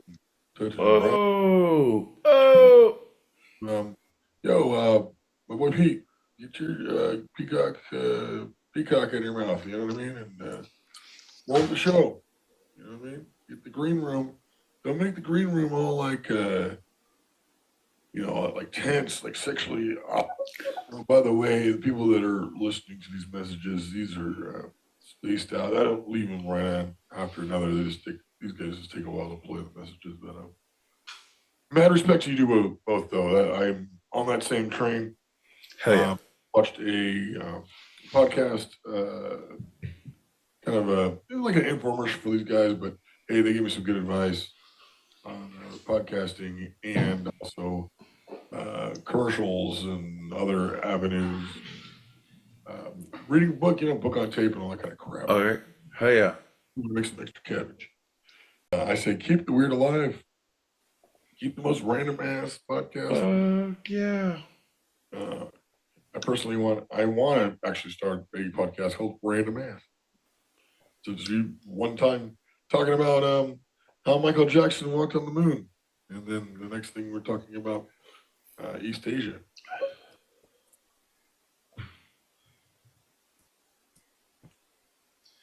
You coming in, buddy?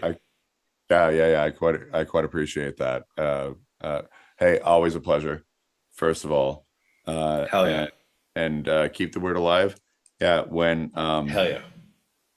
when the going gets weird, the weird turn pro. And I think we're going pro, baby. Jesus Christ, John. Jesus Christ. That's fucking good, bud. I know that's going gets tough, tough gets weird, Weird turn pro. the going gets weird, weird turn pro. Like, John, I get it, man. That's the thing. It's like, right? You look at things like this, right? You look at MFA said it, like, this is your fucking therapy. Yeah. It's not, but it is, John. Right? I pay people for listening to things that I don't talk about hour 2 in this show, like hour 2.5. Like, you know what I did? Fucking my dad never hugged me, or he hugged me too much, or that kind of shit. Like, what the fuck? That comes out like hour 2. Like in therapy, it's like fucking. That's like 45 minutes. $4,000. It's $4,000 later, like 3 months. Like, maybe there is a problem with your childhood. You think? Doesn't matter, bud. Doesn't matter. Oh, that's good. That's good. All right. S square. Good to hear you, man. We got a couple more for you, and then we got. Yeah. Oh yeah, we got oh shit, we got delicious. Okay, all right. We're pop through. Ready? Yeah, here we go. Seen a cat make biscuits on John's balls before. I get the bitch thing because it's like this female dog. You got the dog and you got this bitch. You can say bitch and you already know that's a female dog right there. Boom. 2 seconds, bitch. That's that bitch over here. Clean. Yeah. Hey, John, What up? is it your anniversary? She said happy anniversary. Happy anniversary. Yeah, man. Have we talked about Val Kilmer yet? Do you know about Val Kilmer yet? What? Oh He's no, only 65 years old. bro. Bro, I didn't know about that. I didn't watch that. I knew it was coming. But I didn't know. Ooh.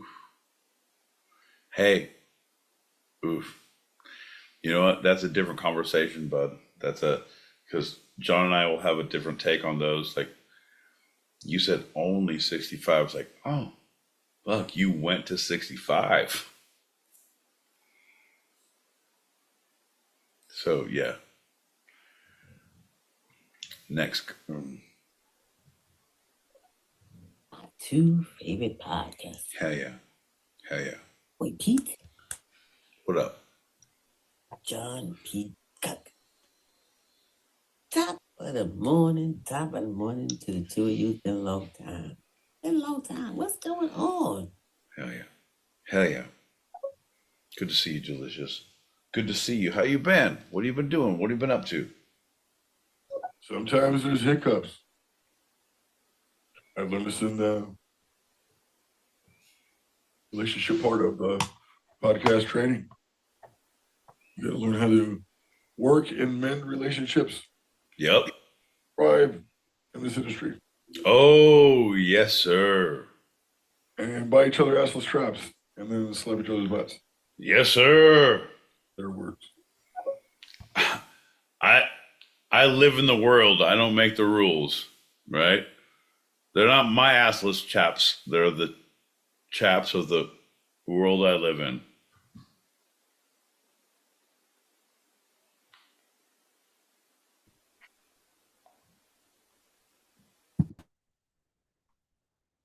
You want him to be Powder, right? Remember that movie Powder? That's what you want, Yes. John. You want John to be Powder, don't you? Yes. Why don't you play any messages? You're not going to play these messages? I got 1,000 messages. You are. I'm just going to keep on leaving messages and be playing these messages. Are going to be oozing out of your pores.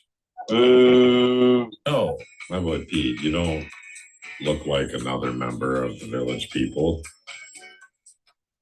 You don't look like a leather daddy from the 70s. No, not at all. John L. Peacock, Esquire. I guess in theory you could find another button, but looks like you're too busy doing all the drugs. Hanging out at the end of the bar in Key West. Running from the law. Bro. Anyway. Bro. Good evening, gentlemen. Take a shot. Good evening, good sir. Dub, my good friend. It's so good to see you. Folks, ladies and gentlemen, if you click that link above your heads, you can see us live now. Well, actually, I'm live. You can see John L. Peacock's couch cushioning. But I digress. Hell yeah, Dub. The thing is, I agree. Like, it is a very Village People. It's a YMCA. Why are we this way? It is. I realize what I'm lending to the party here, John. You did the whole open shirt, and then I did the handlebar mustache, and it is not a. We're not going the right route of what this show is about, John. Like I'm saddened by everything that has happened.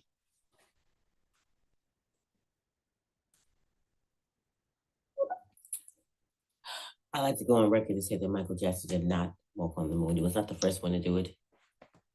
It was the cow. Right. Not only did he walk on it, he jumped over the moon first and foremost. I'm gonna call it. Oh shit! Yeah.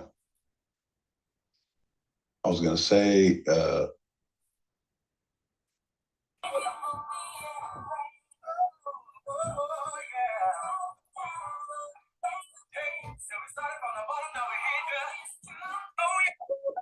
I don't like that I just heard that too. I didn't know Val Kilmer passed, man. Oh, fuck. I'm doing a shot. Man, rest in peace, Val. So, really, that fucks me up. Val Kilmer is everyone says like Top Gun and Heat. Those are a lot of great.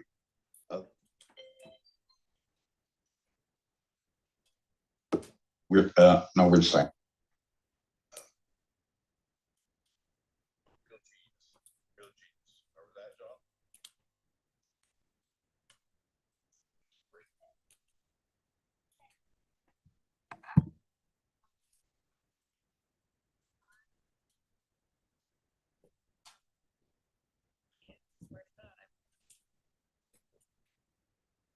When she was 36. My dad died when he was 69. And Val Kilmer, that was an icon back in the 80s when I grew up, when I was a baby. Right? Fuck. Victoria, 100%. Like that. Val Kilmer was like an icon growing up. Like, you remember Top Gun, John? You remember?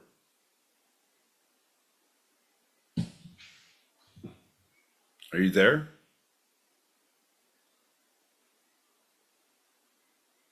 I'm your Huckleberry.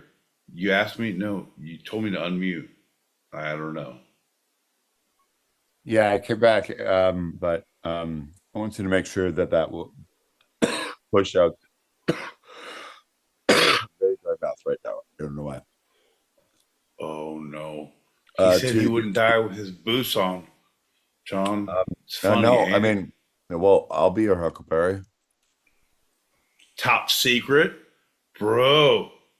I'll be your Huckleberry. Top Secret. Remember Top Secret? When that was one of the best, bro. That's still one of the best. The guy with the boots on. Mm-hmm. He's the best. I think Bruce Wayne, not the best Batman, but the best Bruce Wayne. Oh, yeah. No, actually, okay. I would agree. He was to me top three. He was number 3 for Batman. But Bruce Wayne, he was probably number 2. Who was number 1? For Bruce Wayne? For Bruce, yeah. I really liked Clooney. Clooney was my guy. Clooney himself said he was the worst of both. No, Clooney was a horrible I don't actually Batman, think I know he was terrible. But Batman. his acting, no, he was I know. he was an okay Bruce. We have Adam West, like people say, but then it's the time and the era and like, oh, I fuck in the 70s. Like, yeah, that's great, Bruce. But if you're gonna go like, I'm a dark goddamn soldier of the night. I've seen the face of Satan. Everything else is just anything I want to do. Mm-hmm. I have done all it. I've danced with the devil in the pale moonlight. It's just something I like to say to my victims before I kill them.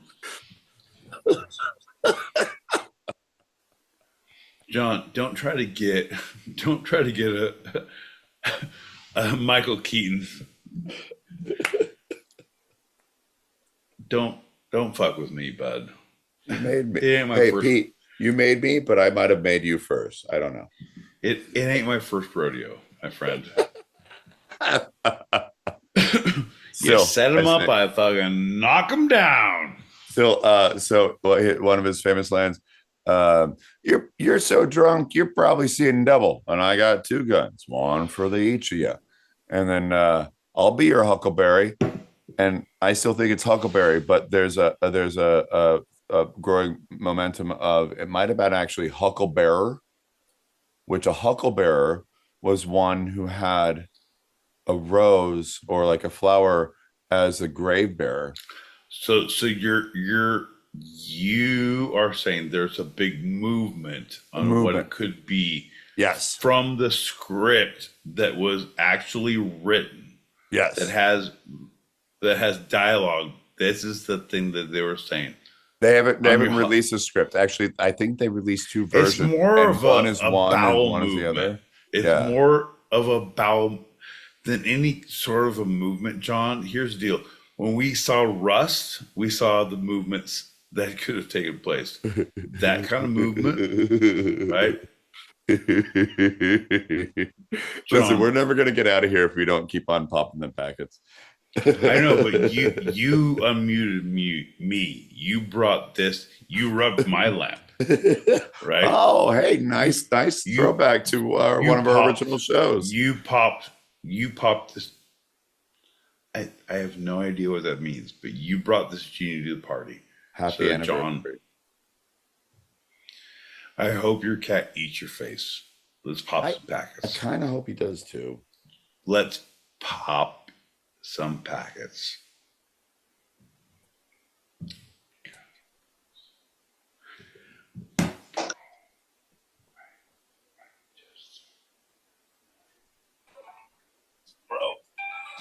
She was all over the globe. Nope.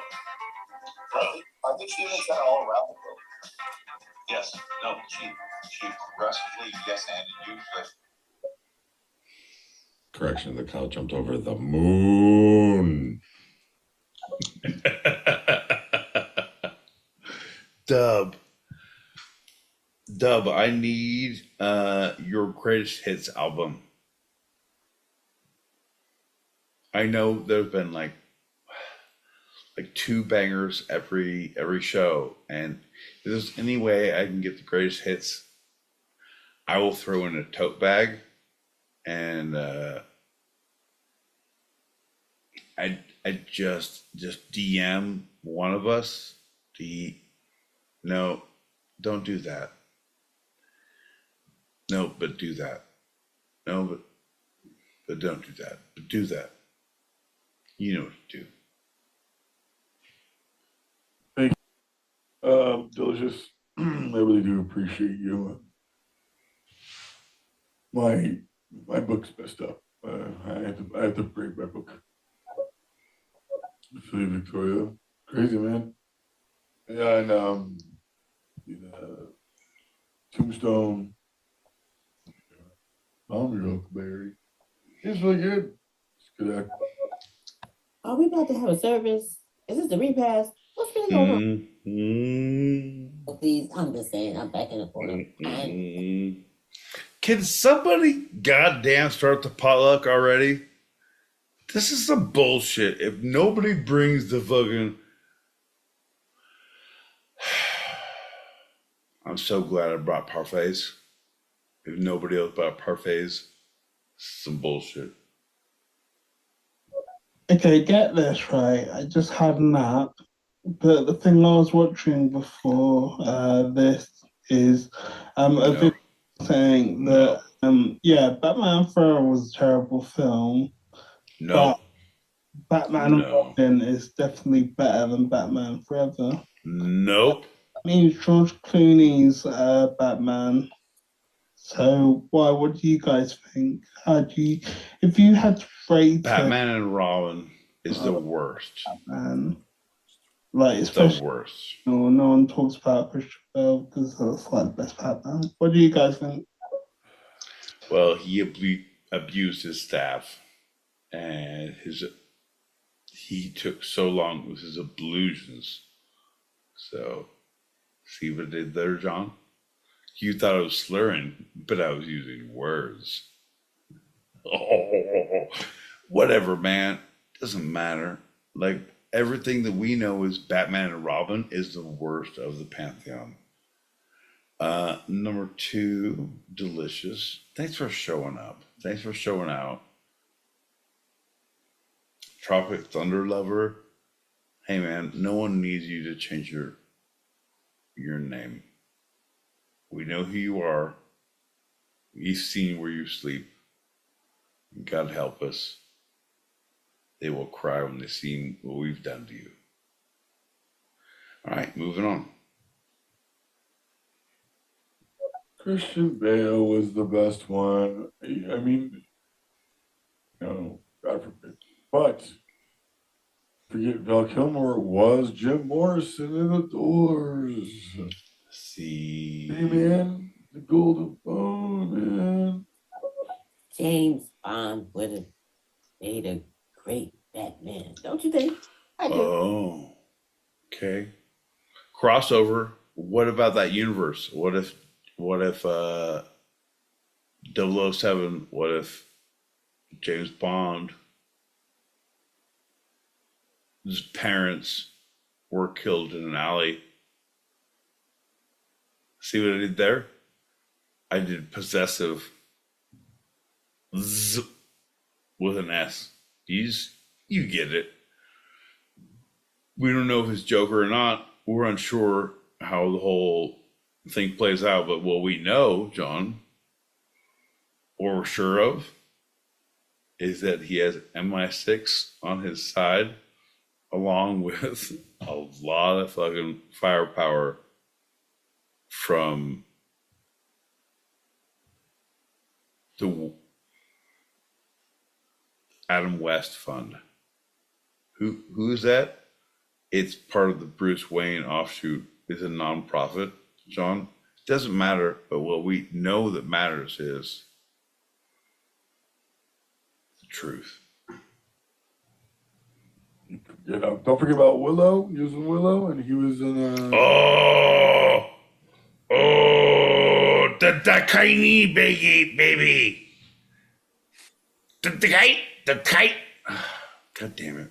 All right, we'll play yours.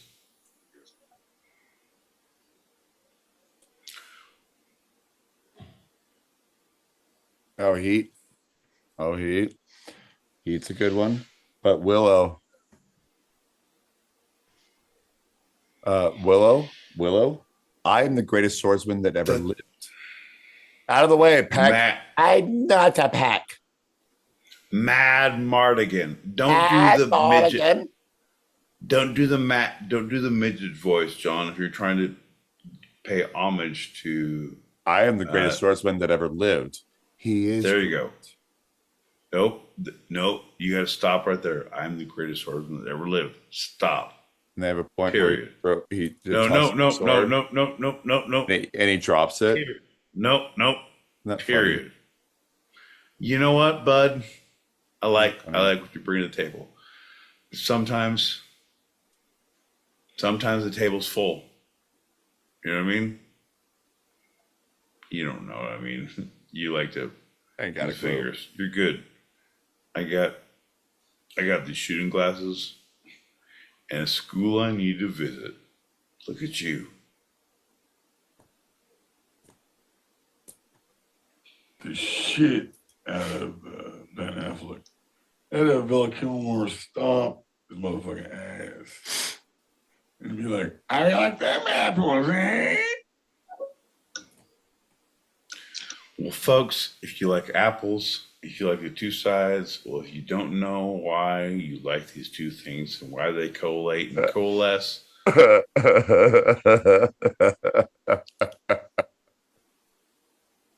well, folks, join the party because we too. No idea. And that's why we share this common ground. Folks, if you like common ground, if you like a society, maybe a two-sided podcastity, folks, we'll be here next week, 8 p.m. Pacific, 11 p.m. Eastern. That's right, John. That's 4 a.m. Greenwich Mean Sandwich time if you're across the pond in the UK. Do a shot and get out of here. Hey. Yeah. All right. Yeah. Nobody likes fun anymore. No one likes segues. Everybody likes right to bear arms. Look at you. You're one of the amendments aggressively in personages. Like John. Nobody needs that. Sorry. Let's get you more liquored up with your shooting glasses. While you're pouring that, I'm going to play this from Jules.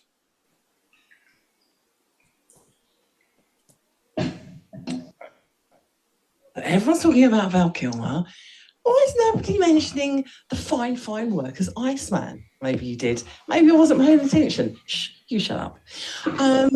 And talking of which, I don't know why, but now that I'm thinking about Top Gun, in particular, the volleyball scene, for no reason at all, I mean, is there a possibility of a remake starring my boy Pete and John L. Peacock as Maverick and Iceman and recreating that? Gross.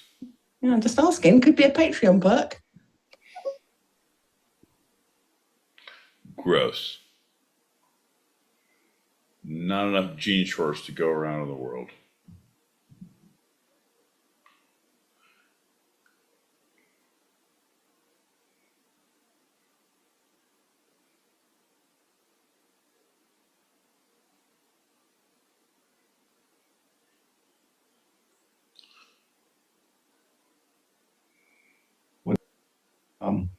You know, that was the first and the last time I ever smoked crack and just have a manic laugh track.